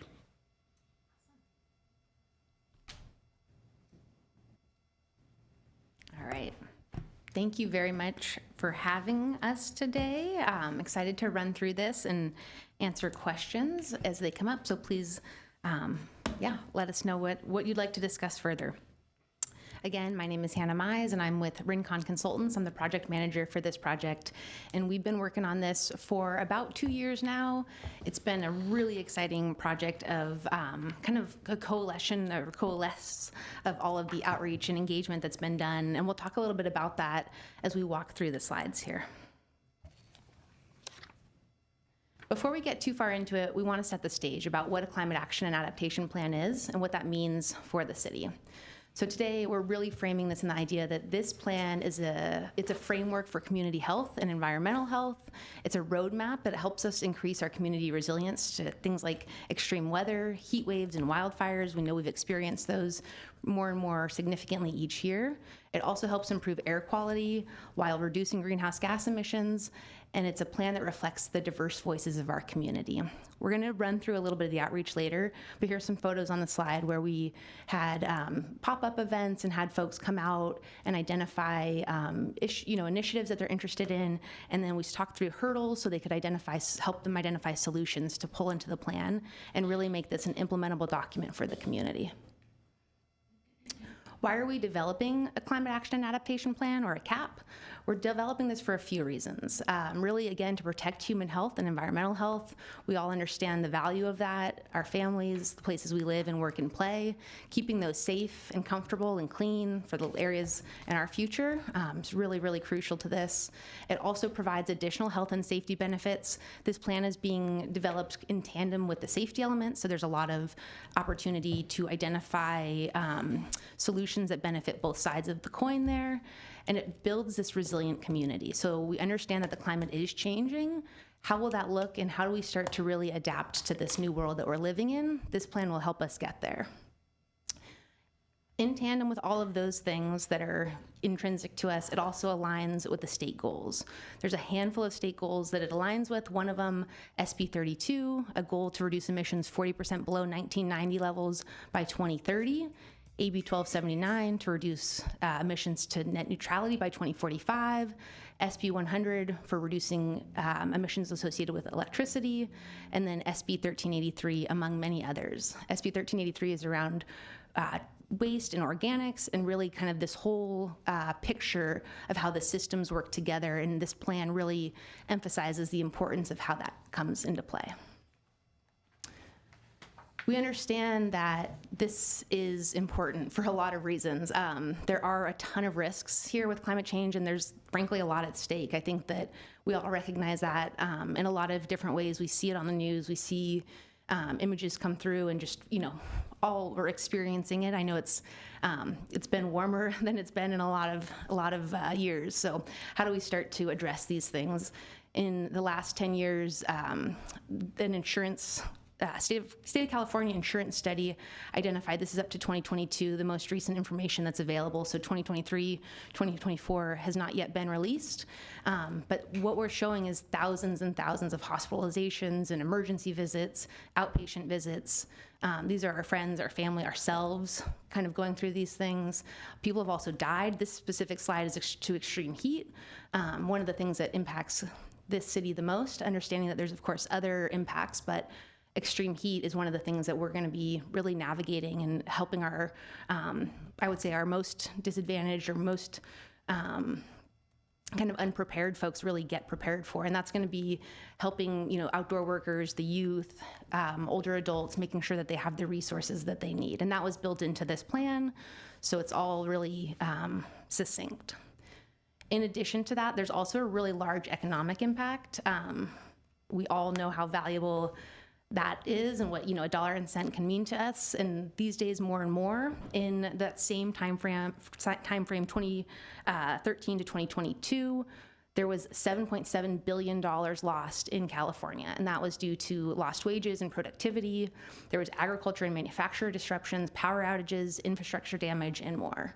So there's a lot of different costs here that we can start to address and get ahead of and provide opportunities and solutions to reduce those costs, understanding that the climate is still changing, but how do we prepare? We've developed this document for a handful of reasons, as mentioned. One of the components is the CEQA qualification. And what that means really is it aligns with the state goals. So going back to what we talked about at the beginning, that SB 32, so reducing emissions 40% below 1990 levels by 2030. And it also really helps us streamline development processes and projects. So as projects come in, if they're consistent with the Climate Action and Adaptation Plan, that will reduce development time on documents and preparing greenhouse gas analyses. That will take time off of the permit reviewers and the planners on the team, reviewing CEQA analysis, and really streamline and save money. It's a really cool project and an area to really show consistency while also saving money down the road. You're not alone in this. As David mentioned, there are tons and tons of cities across the state, the country, the world at this point that are doing climate action and adaptation plans. A handful are local. We have Burbank. They did a greenhouse gas reduction plan, and they're actually working on a greenhouse gas reduction plan update that's kind of commemorating their first year of progress. That'll be released in the next couple of months. City of South Pasadena, Santa Monica, Los Angeles County, Riverside, Camarillo, Ventura. I mean, pretty much many, many neighbors are doing this. And the cool thing about this is that there is benefit when we work together, and that there's already a lot of opportunities out there. Folks are exploring things. This isn't the first, you know, city to do it. So there's initiatives, there's ideas, there's opportunities out there, and real ways to work together to bridge some of the gaps that we've had in the past. Going to do a quick overview of the CAP project itself. So this is a really cyclical process. Traditionally, when you start a climate action and adaptation plan, you do a baseline analysis. So that usually includes an emissions inventory and a climate vulnerability assessment that allows us to understand kind of where we're at right now. So what are the emissions in this current point? And then what do our risks look like today and in the future? From there, we start to identify goals and actions, really provides an opportunity to align with the state regulations, the other jurisdictions as mentioned, and creates a pathway to mitigate emissions and adapt to climate change. And again, working through this whole process, we have really found opportunities to integrate the diverse voices of the community. I would say I manage and work on climate action plans. I've been doing this for 10 years. I've never in my entire process seen outreach to this level. It was incredible, and I think that it's reflected in the document. So we're going to talk a little bit more about that on an upcoming slide. But just wanted to reiterate how that really was throughout the process. Here's a timeline view of what we were just looking at. That, again, it's kind of the cyclical process, but here we're showing it on a timeline.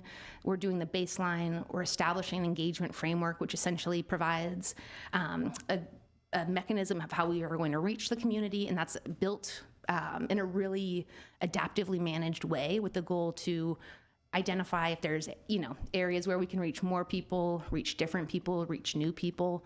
So we did that, kind of refined the framework throughout. Then we developed preliminary measures, refined those measures based on feedback, again, from the community, from city staff, from Sustainability Commission, from CBOs and interested parties. All throughout this process, there's been tons of iterations, and now we're at the phase where we're going to take all of that information, the background analysis, the emissions inventory, the vulnerability assessment, the measures, and develop a plan that the city can implement over time. From there, we'll develop the CEQA analysis, which we're kind of refining right now as far as the structure of which that will go, and then adopt and finalize the plan. And these plans, as they're going forward, we're talking about this electrification ordinance piece.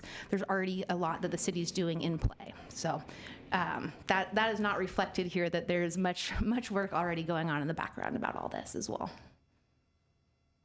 All right. Just want to pause on this slide for a second, because I think this, as I mentioned, been doing this, across the state. And Ryan and I've had many conversations, our whole team actually, about the engagement across this project, starting from the logo development. When we worked with the community and we went out and we developed a logo, had people provide insight on colors and style from the get-go, wanted their voices heard from that starting point, recognizing that when they see that, they know that they were part of it and that this is a story that they can tell. So we did online engagement. As part of that, we released it online, did some surveys, also went out in public and took voting boards where people were voting, had a website that was in English, Spanish, Korean, and Armenian. We also had an online survey with about 500 responses, also in those 4 languages. So it was really important to meet people where they are in the languages that they speak, recognizing that there's a lot of different, there's a lot of diversity in the community, and we really want to reflect that in this plan. Something that I think makes Glendale an amazing place, and it's an opportunity to really bring it in here. So in addition to that online engagement, we also had interdepartmental and agency engagement, which included over 20 meetings with staff, 4 Sustainability Commission meetings, and those were, again, to provide information from the get-go on the emissions inventory, that climate vulnerability assessment, the measures, the actions. We took questions and feedback. We revised the measures based on that, took them out again. We went out to the community where we had community-based organization meetings. There was over 8 of those with almost 100 attendees. And then I think just this mini grants piece is incredible. It's something that I just really wanted to highlight. There was 3 groups. We had the Girl Scouts, which as a former Girl Scout, I can get behind any group that's going out and doing stuff. They created and distributed 300 zines to their school. So they went out, made these, they talked about the Climate Action and Adaptation Plan and educated their friends, their neighbors, and their community. Also, Adams Hill had a table at the art festival where they had folks come and provide insight, ask questions, and get kind of a heads up on the Climate Action and Adaptation Plan. Go Glendale also hosted a art walk where they walked around the city and had different kind of topics to discuss about the measures and actions and about any of the questions that might come up, hurdles, and how to address those. So again, just really want to pause on this slide before we get to this last one. I think really, really incredible. Over 75 community events, which is just, I mean, I know I'm saying it's a lot, but usually I'm seeing 3 to 5 for some of these plans, and this is like really reflective of the community. There was library clothing swaps, repair cafes at the library, the spring extravaganza, the campus career fairs, Earth Day, small business summits. So really trying to meet people where they are, and not just people maybe who are interested or aware, but everybody, trying to get everybody to, provide their insight, provide their concerns, so we can address those now and start to identify solutions. By location, again, as I mentioned, when we started this engagement map and plan, it was something where we really wanted it to be adaptive as we went through. So recognizing that there are, areas in the community that are of really, high vulnerability and stuff, how do we start to meet people again where they are, go to the places where they're congregating or they're spending. And so if you can see, I know it's a very small map, maybe on your screens you can see it a little bit better, but it shows the number of survey responses on the so the colors, it starts with yellow, some of the areas outside of the city. And the reason that we might have had folks that don't live in Glendale responding to the survey are we included people who work, play, enjoy the community who might not live here. So you'll see some of those on the right and left side. Then we have the light green, has kind of the second greatest amount of responses. And then on the periphery of the city, we had the greatest number. And then kind of that south side, what is that, southeast, we had the greatest response. And so that's a pretty cool opportunity. We started to map out where we were doing these events and then identified a few areas where we had missed, to be entirely frank, and we, not necessarily for any reason, except we were doing a lot of events, they just hadn't come up, so we started to really focus in South Glendale. And you can see that right here, there's just a ton of different events. On this map, we have climate cafes, community meetings, and pop-up events. So you're seeing kind of an overlay of all of those. During this process, we got a lot of feedback, as evidenced, and one of the coolest things I think about this is almost 70% of the measures, or I'm sorry, of the actions, which are the steps to get to the measure, were changed or refined. And so we have best practices, we have ideas, we've worked with cities across the state, we've worked with local neighbors, we have an understanding of how this process works. And then there's some additional nuance that, is always added by the community, and that's where that benefit came through. We were able to really refine these actions, make them work for folks. The logo, the branding, there was mapping of the vulnerability assessment, as we mentioned, and that was a really cool process as well. When we met with folks at the beginning of this, we took a model essentially and said, where's the vulnerable community in Glendale? Based on CalAdapt and on data, scientific data, where is it? So we kind of identified that, and then we met with folks and said, where else? What other areas would you identify as vulnerable? Where else would you put on the map that we can, really focus our outreach and engagement and our measures and actions when we start to develop these? So that was really from the get-go, starting to have those conversations. And then we have the systems here listed across. We have 4 systems. I know everybody's had a chance to peruse through the measures, hopefully.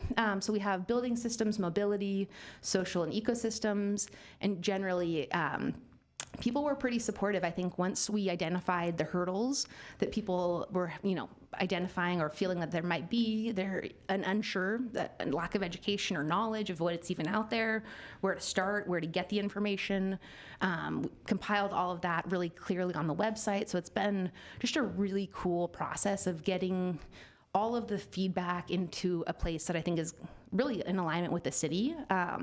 So for the building system, we heard support for carbon-free resilient energy and electrification. People were both interested in that, especially with the air quality benefits of electrifying. Also weatherization, recognizing that it is getting warmer. How do we stay cool in this changing climate? Interestingly, people were very interested in walkable neighborhoods and mixed use. People want to be able to get around by walking and biking in transit. So that's something that I think is very important to note. As we mentioned, transportation emissions are a fair amount of the cities, and that's a standard kind of proportion across Southern California cities in general, just due to the traffic patterns, but that doesn't mean we can't shift things. And then also folks were interested in reducing parking and having more access to EVs and EV chargers. As far as social systems, people were really interested in expanding resilience hubs and neighborhood networks. getting systems in place that allow us to know our neighbor a little bit better. I think some of the things I've read that are really interesting are some of the biggest benefits to climate change are knowing who your next door neighbor is and being able to go to them and say, hey, I got you, and talking about those things and having systems in place to know your neighbor and to be able to get to them or they can get to you. How are we going to work in that system? And then really formalizing more community relationships with the city, which I think is evidenced by that, plethora of outreach. It's been so incredible. I actually follow Glendale on Instagram, seeing all the posts out there and people, getting jazzed out about it is really exciting. And then this last one, folks were also interested in compost, that generation and use of it. I ran to the restroom earlier and saw totes getting toted in for compost bins, reducing water use, increased tree canopy as we're outside and spending more time in the active transportation system, doing so in a way that is not sweltering, and then providing food cooperatives so we can have, safe, healthy food for everybody. And I think all of these things really just align with kind of the general goals of the community, and it's reflected throughout the Climate Action and Adaptation Plan. The system itself is set up such that we have 4 actual systems. Traditionally, climate action and adaptation plans are kind of developed in a sector pathway. So there's energy, there's transportation, water, and waste. We understand that this is a very interconnected system and that these things cannot be separated. And so how we develop this climate action adaptation plan is really focusing on that system and saying there's this mobility and land use system, which includes the areas that we travel, we work, again, we play, the urban ecosystem, outdoors, we have the social and how do we work with each other, and then the building system. So all these kind of pieces of the puzzle, in this we just have a breakdown of the measures and actions. Here, essentially how it works is there's measures for each of the main objectives, which are do X by Y year, and then the actions tell the story of how to get there. And we've developed those actions such that they identify funding mechanisms, equity components, feasibility to make sure it's actually implementable, and so forth. Why today? Why are we doing this? There's a lot of reasons, I think. The crux of it for me is really public human health. We're here because we care about the community. The more we do now, the healthier our community will be, and the lower the healthcare costs will be in the long term. We looked at that stat earlier, and there was just a lot of different hospitalizations and illnesses and deaths from extreme heat. And if things are going to be continuing to get worse, how do we start to prepare for that and make ourselves more, I would say, less susceptible to the extremes that we're going to experience? There's also economic savings and investment opportunities. There's a lot of funding out there right now. It's really exciting. There's just tons and tons of money, and it won't be there forever. And I think that that's something the sooner we start to make these initiatives and, doing something, I think sometimes it's, moving something forward, better done than perfect. We understand that there's always changes in technology, and there's going to be information that we get. And the really cool thing about this plan is that it's adaptable. And if there is new information or new technologies or things change, we can shift and we can change it. And we don't have to be stuck in a space that we are now. But what we're doing is taking the information we have that's the best available data and running with it to make the decisions that we can in the best way we can. So getting funding, doing, implementing this, aligning with the legal and regulatory requirements. Again, listed a handful of state requirements, also going in the direction of the federal government, and just really providing a mechanism that aligns across the board there. And then again, just really improving human and public life. I think that life is short. We got a lot of really cool things to enjoy here, and the more that we can start to work together and identify solutions to some of these larger problems, I think it's really going to help us in the long run and provide a community that benefits everybody. So improved quality of life for all, again, greener spaces, more efficient buildings, transportation across the board. That could look like a lot of different things. Our next steps, I'm happy to answer any questions on emissions and stuff, but as far as just next steps for this project, we're developing a funding matrix, again, really recognizing that money matters and that none of this can happen if there's no funding. We understand that. And so we're, as part of this, developing a clear pathway for grants and different funding mechanisms and programs. We have an economist on the team who's helping out with that. Because we've finalized all the measures and actions at this point, they can take that and start to identify some realistic solutions. They've been reviewing it throughout this whole process, but now that we're kind of at that complete phase for the measures, they can run with them. And then from there, we're going to draft a draft. We will prepare a draft and final climate action and adaptation plan, present that to the team. That, again, is going to coalesce everything that's been done so far, the baseline information, the emissions inventory, climate vulnerability, outreach, summary of all the analysis, and then provide biannual status updates. How I was mentioning that this is really an adaptive plan. As the years go on, if we identify something's not working, we can change that.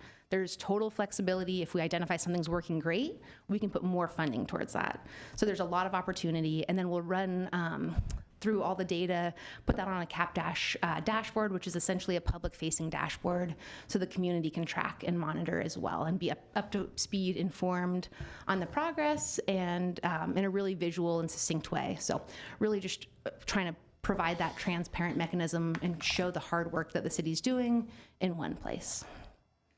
And with that, I'll pass it back to David, and we can answer questions. Great. Thank you, Hannah, and the whole of Rincon team that's been behind this effort, and also city staff that's been behind this effort as we've worked on this plan, as Hannah said, for the last 18 months. The CAP document that you have received is an ambitious plan. However, the measures and actions have been developed are achievable. It will take hard work, support, and resources. The actions and measures described in the draft plan, as Hannah said, aim to reduce our greenhouse gases to meet established targets in line with state goals and become a more resilient city. A major component of this draft plan is preparing for and adapting to a future climate of increased heat days, drought, increased precipitation events, and bad air quality days. Efforts to climate-proof the city's infrastructure will benefit our community. By acting now, we can plan, fund projects and programs supporting a livable and thriving community in Glendale. This CAP is not just a roadmap, but a beacon of hope. It guides climate-centered investment and transition us from non-renewable to renewable resources, leading to improved health and benefits for our community. As I said, this is not just a plan, but a team effort. It involves collaboration between the city and our community. We value your input here today and will be able to address any questions you have. And together we hope to bring this CAP to City Council for adoption. With that, we'll take any questions.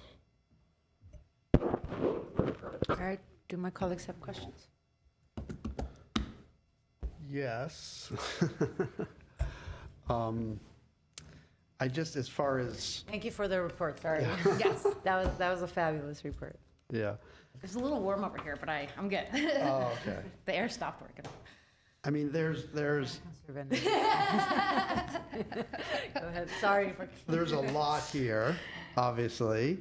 I'll say I did read the vast majority of the I think there were 3 exhibits that were attached. I probably spent the most time on the listing of all the actions. Yep. And when they're expected to occur. And, you know, I'll just say this is, I've read many climate action plans.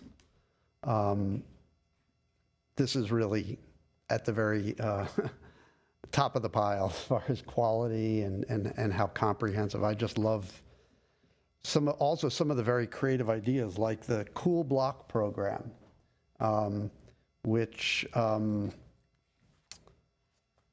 maybe you can say what it is. Yeah, definitely.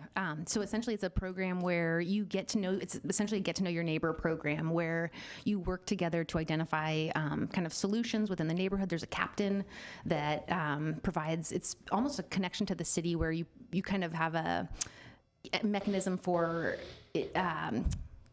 incentives and stuff like that. And so it's somebody that provides kind of input, and you get to have a team at the community side. Right. And you know, with that, I mean, that is has a lot of similarities to things we've been, talking about with CERT, Yes.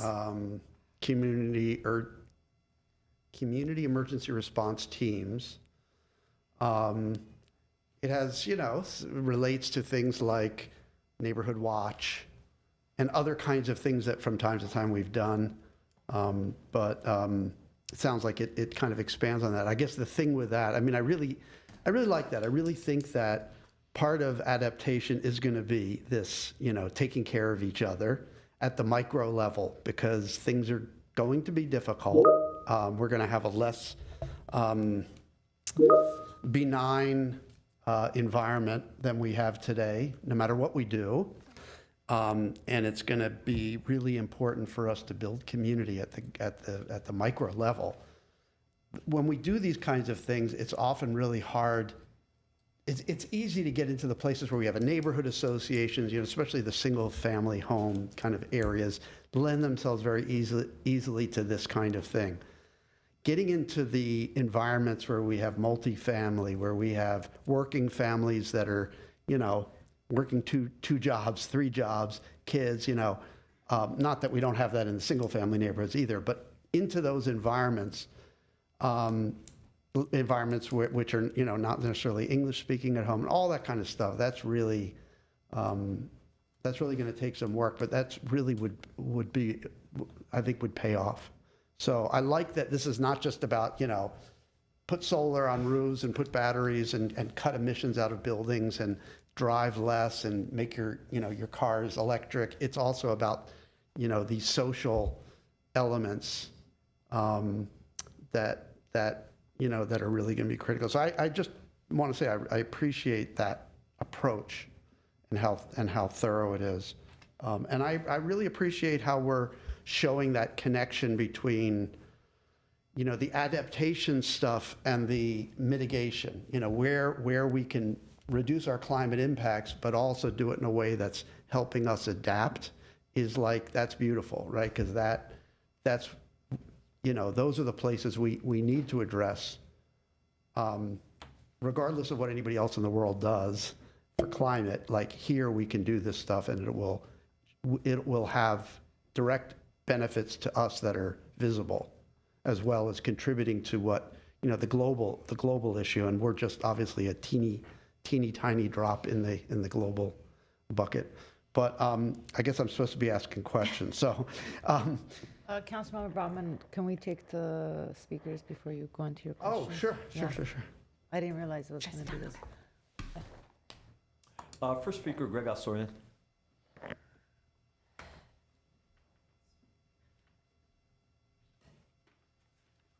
Good afternoon, and thank you for being able to speak to you and address you, Madam Mayor, and the City Council.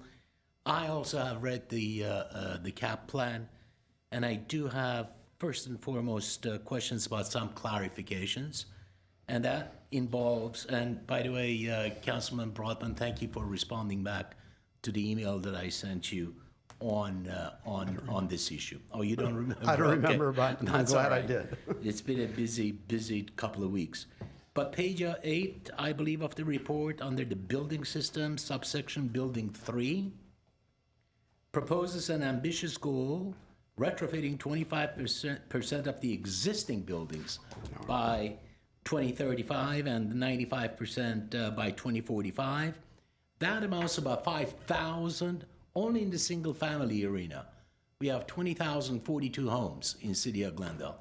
I'm not adding multifamily, industrial, commercial, mixed use, or any of that. That adds about retrofitting about 5,000 of them. What the report is silent on is whether or not this will become a mandatory measure or a voluntary measure. Our preference is that it is voluntary and incentivized to the tilt, right? You catch more flies with honey than with vinegar. And we have a concern about that. If it is otherwise, we will oppose it.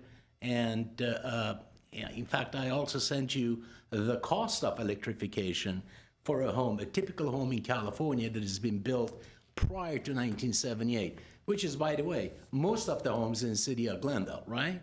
And that amounts in Los Angeles County to approximately 34 or 38,000, and that is a conservative number.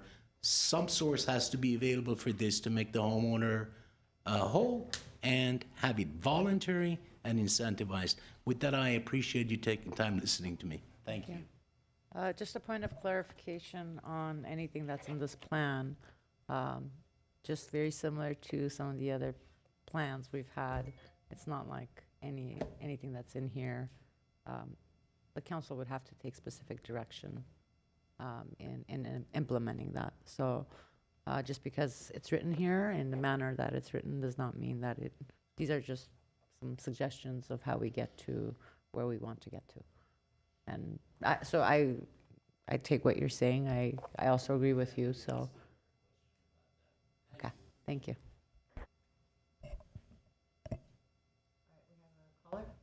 Yes, Madam Mayor, I have two callers on the line. Cole Bazemore, you have 3 minutes. Cole, go ahead. Yes, hi there. Cole Bazemore again, just calling back in. I don't have any prepared remarks for this per se, but I did want to just commend the staff that have worked on this and the consultants. It's, a great body of work. As was mentioned, I think the outreach was phenomenal. I think that, the city, it's been high time for the city to adopt a plan like this, or at least look at one. There are a lot of ambitious goals and priorities in here, and I envision this as kind of the glue that will bring together a lot of the things that that the city is already working on. Looking at priorities for GWP and things like the bike plan, even building electrification. So, that's kind of the vision I have for this plan. I know change, is going to be difficult. This plan really addresses, or at least identifies, lots of change that will be required, or at least will be encouraged, however it shakes out.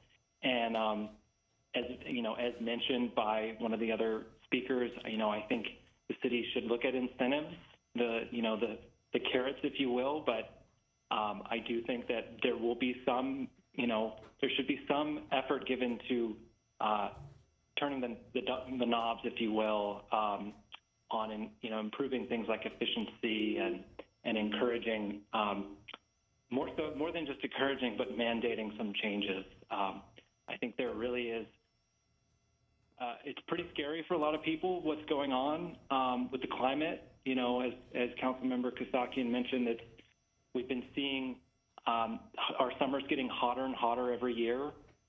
I know that this summer's already broken records, and I fully expect that to happen next year. And so, again, having a plan like this in place in this city, I think will help reassure constituents, reassure visitors to the city that we are taking that seriously, and that we're putting effort into addressing that change. And so, thank you again for having this plan put together, and I look forward to the discussion going forward, and for this eventually coming to council for adoption. Thank you.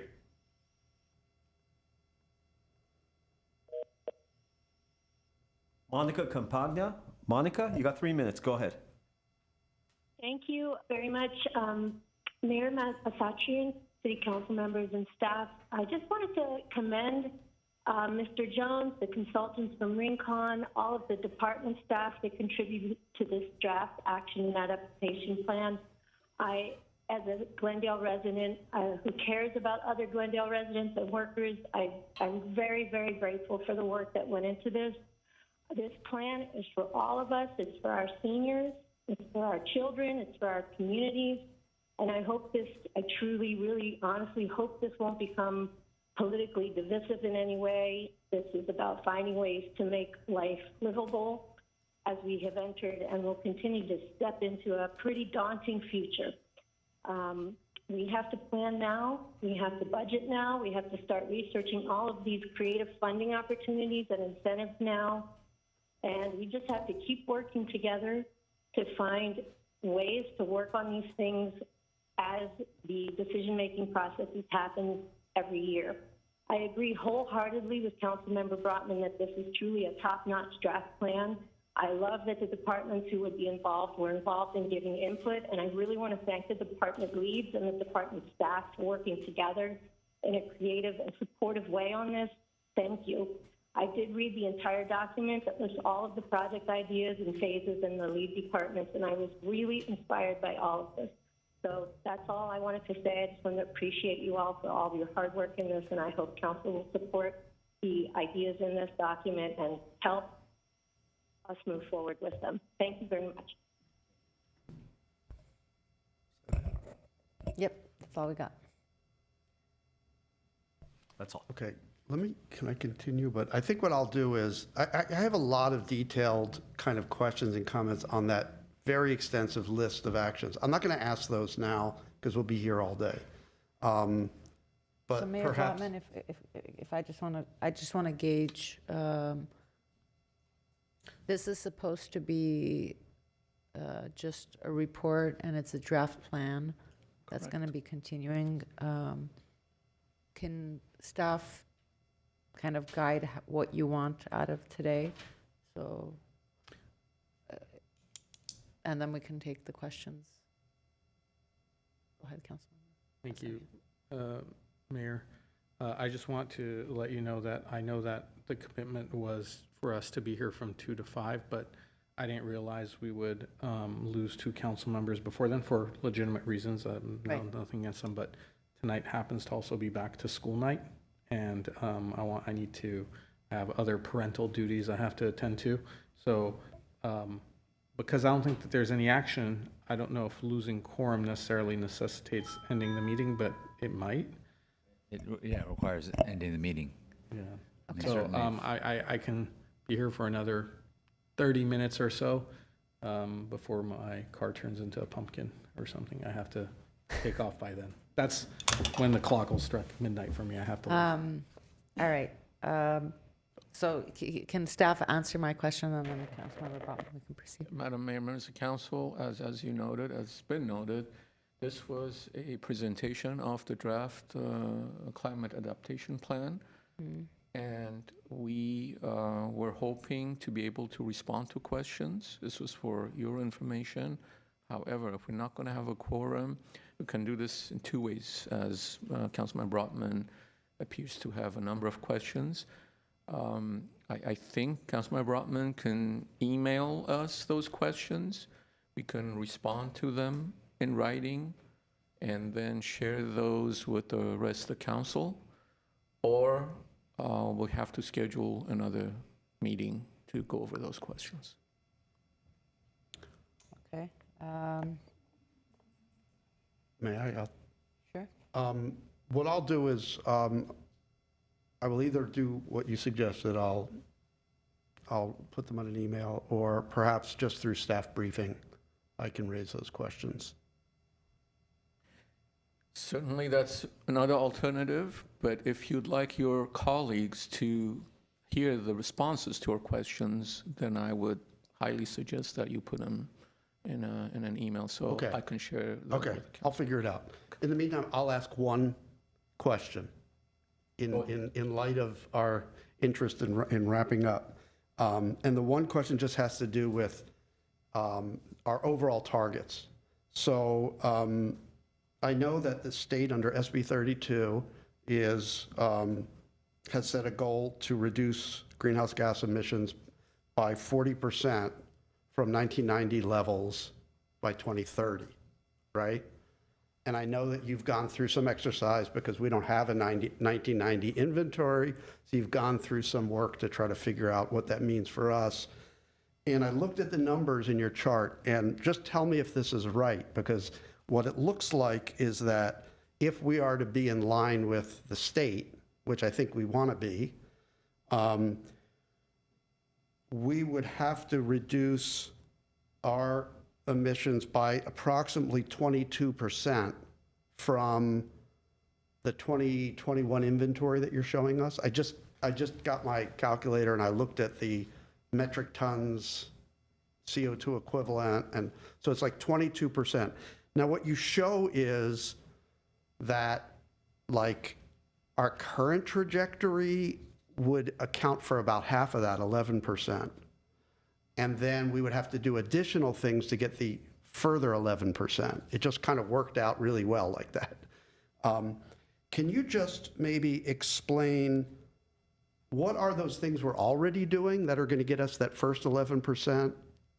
And what are the things that we have to do in addition? Like, I'm looking at this whole list, and I'm not sure in looking at the list whether these are the things to get that second 11%, or these are the things to get the whole thing, or what are we already on track with? What are you assuming?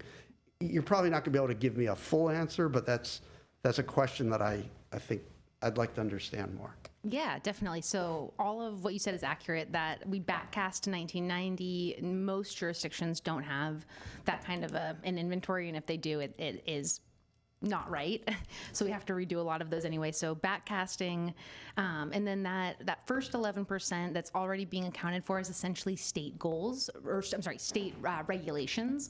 So things like SB 100, 1383, those kind of guys that start to just do it at the state level are reducing the Pavley bill for cars, are reducing emissions into 2030, and then that additional 11% for Glendale would be what's accounted for in those measures and actions. And so we can kind of pull the levers and say we want to do more on transportation, we want to do more here, but that additional percent is what the measures would account for. Okay, so we don't have to do all those things to get to our 22%, but we have to do, so you'll kind of, I know this will be a living thing, but staff will be guiding us over the years as far as like which of these things are the low-hanging fruit, how far are they going to get us, so that we can track how we're doing with that additional 11%. Absolutely. So that's what Okay. the biannual document or update will do. We'll take a look at all the measures, see what's been implemented, inventory, do an inventory, see what's been successful, and start to, identify those areas to really focus, or say, gosh, that wasn't as beneficial as we thought, let's shift gears, So exactly that kind of living document, whereas as we identify those benefits, we can focus on them. I think that's a good point, just for the public to understand that there's this daunting list, right? I mean, we're not going to do all these things. But we're going to be picking and choosing based on us trying to achieve those numbers, right? And obviously we'll pick the things that are the easiest, the most cost-effective, the least painful, and we'll do those things first, right? And that's where David and your team, and maybe anybody we bring on to help drive this process will be guiding us. So just so the public knows, it's not like if you look at that list, like, oh my God, we're going to do all those things. I don't think that's possible. Okay. Councilmember Kasakian. I will just say that given some of the comments we've heard today, we're not necessarily, and I think it's been mentioned by Councilmember Brotman, to talk about, and we can try reversing some of the impacts of climate change, but I think the term adaptation is more appropriate because climate change is here and everyone is feeling the impacts of it. It's an unfortunate reality that not just folks here locally in Southern California, but people throughout the United States, throughout the world, in different countries are having to deal with. And so having a plan to address these, although it's really acting locally, will have an impact, hopefully globally, especially if others see that a city like Glendale can do it, so can we. We saw other cities, as you mentioned in your presentation, that are already on that path. My questions and comments are regarding just a few of the points. I think let me just bring up my notes here. And of course, regarding reducing the per capita water usage, it was, I think on page 5, there was an unclear percentage. It was by X percentage by 2030, and I think by Y percentage by 2045. it was under urban ecosystem. Hopefully, we can get more specific percentages on that. And I know that the Metropolitan Water District's chair and interim director were to be here to speak about MWD's specific climate adaptation master plan as well. So in as much as we can coordinate with them and understand the regional water situation that we're all dealing with, I think there's value in having some specificity in that. Folks don't really understand the challenges we face because, you know, a lot of our reservoirs throughout the state are at capacity or near capacity. We've had a couple of wet seasons, but they don't realize we're still in a drought regionally, especially in the Colorado River area. There was also under, I think it was, forget which page it was on, but I think it was under SG 3.7 in regards to providing awards to small businesses that help minimize or the footprint or help achieve goals or the impact that we're having. I would like to have us consider not just rewarding or recognizing those, but perhaps setting aside funds to help small businesses establish themselves in a way that minimizes the impacts that they're having on climate change. We're very fortunate in Glendale to have other parts of Los Angeles County have these places called food deserts, right, where people don't have access to fresh food and produce. And processed foods have a significant impact on the environment as well. But in Glendale, I mean, there's hardly a neighborhood that doesn't have a local small neighborhood bodega. It's one of the benefits of living in this city. It is one of the effects of having a large Armenian American immigrant population that comes from parts of the world where there's this tradition to have a small local grocer. And unlike convenience stores in other parts of LA County or the country where you go in and there isn't much fresh food options, here we have neighborhoods where you have 3 or 4 of those. I don't think these small business owners even realize the benefit that they're having. And, you know, I think the more of these types of businesses we can encourage to open in certain neighborhoods, we talk about miles traveled or what people do to drive to the grocery store or the big box store. I think these are things that we can do in small steps that fit into our cultural way of life here in Glendale and have a great impact in minimizing footprint. And there's also other things we can do. There's businesses in other parts of Los Angeles, I will try to make the connections, but that sell products without packaging. You bring in whatever receptacles you need to make the purchases you need, and they sell everything from soap to dry food items and whatever else you may need, and it helps minimize packaging. I think it would be an interesting and novel thing to encourage having here. But one of the ways we can encourage that is by offering small grants to businesses that want to establish themselves here in Glendale. Those are just a couple of the comments. I don't want to go on. I know my colleagues may have other comments to make, but I welcome this plan. I look forward to us flushing out some things and then using it as our North Star to move us to a greener and cleaner space. Thank you. I'll just note again how excited I am for this plan. I also want to say a big thank you for the kind of outreach that has been done. I saw it at the table all around town at different events. I love the fact that there was some interactive fun games that were involved in both educating and getting responses from different communities. I also appreciated that it included that in different languages. And so I know that one of the callers mentioned, you know, hoping that this doesn't become divisive. It is also my hope. But, you know, unfortunately, I think as of late, some things that seemed like no-brainers have become political in the city. And my hope is that we recognize that all of these things are that we're doing is setting a path for a future generation that we're going to be leaving this planet to, and how we're thoughtful in the policies that we make to ensure that our current residents and small business owners get the benefits as well, whether it's through incentive programs. I know Councilmember Kasakian just mentioned the stores and whatnot. I think perhaps staff also looking to work with our CDD on the land use element.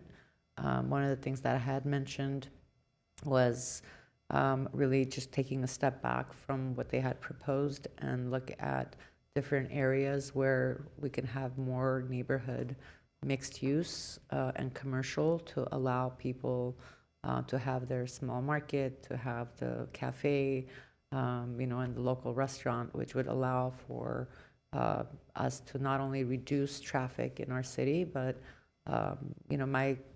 my neighborhood is a perfect example of that. If I moved into my place about 12 years ago, and at that time there was really nothing around, and now there's whether it's a breakfast spot or a lunch spot or a dinner spot or the local coffee shops and the markets. It's much easier for me, and I know I live in a very dense area, for people to just walk, and you really see that in that neighborhood. And so how we actually take this plan, also look at some other plans that we're working on in the city would be really helpful. I think as we move forward, I would like to, very similar to, I think, the electrification, I would love for us to also do some roundtables with different groups that would either be impacted or that would allow for us to create a partnership with on how we best move in implementing some of these. I recognize the Realtors Association is here, but anything that deals with our small business communities, maybe aside from attending the Small Business Summit, but we do like a roundtable with different industries. And they don't have to be giant events. They can really be like focus groups. So I think the more people that are involved and the feedback they give, we are better as a city to then be able to move forward with those plans. If you don't have your community's buy-in, and I think these roundtables and specific discussions also allow for us to alleviate some of the recent info that goes out to the larger community. And I think as we tackle our city's communication and community outreach efforts, it's ever so important to create these partnerships so we can move forward in a healthy way. So thank you. I do have some questions, but I will forward it on, and I know this is not the end, so looking forward to it. Thank you again. Thank you. Do I have a motion to adjourn? So moved. Second. Thank you all. We are adjourned.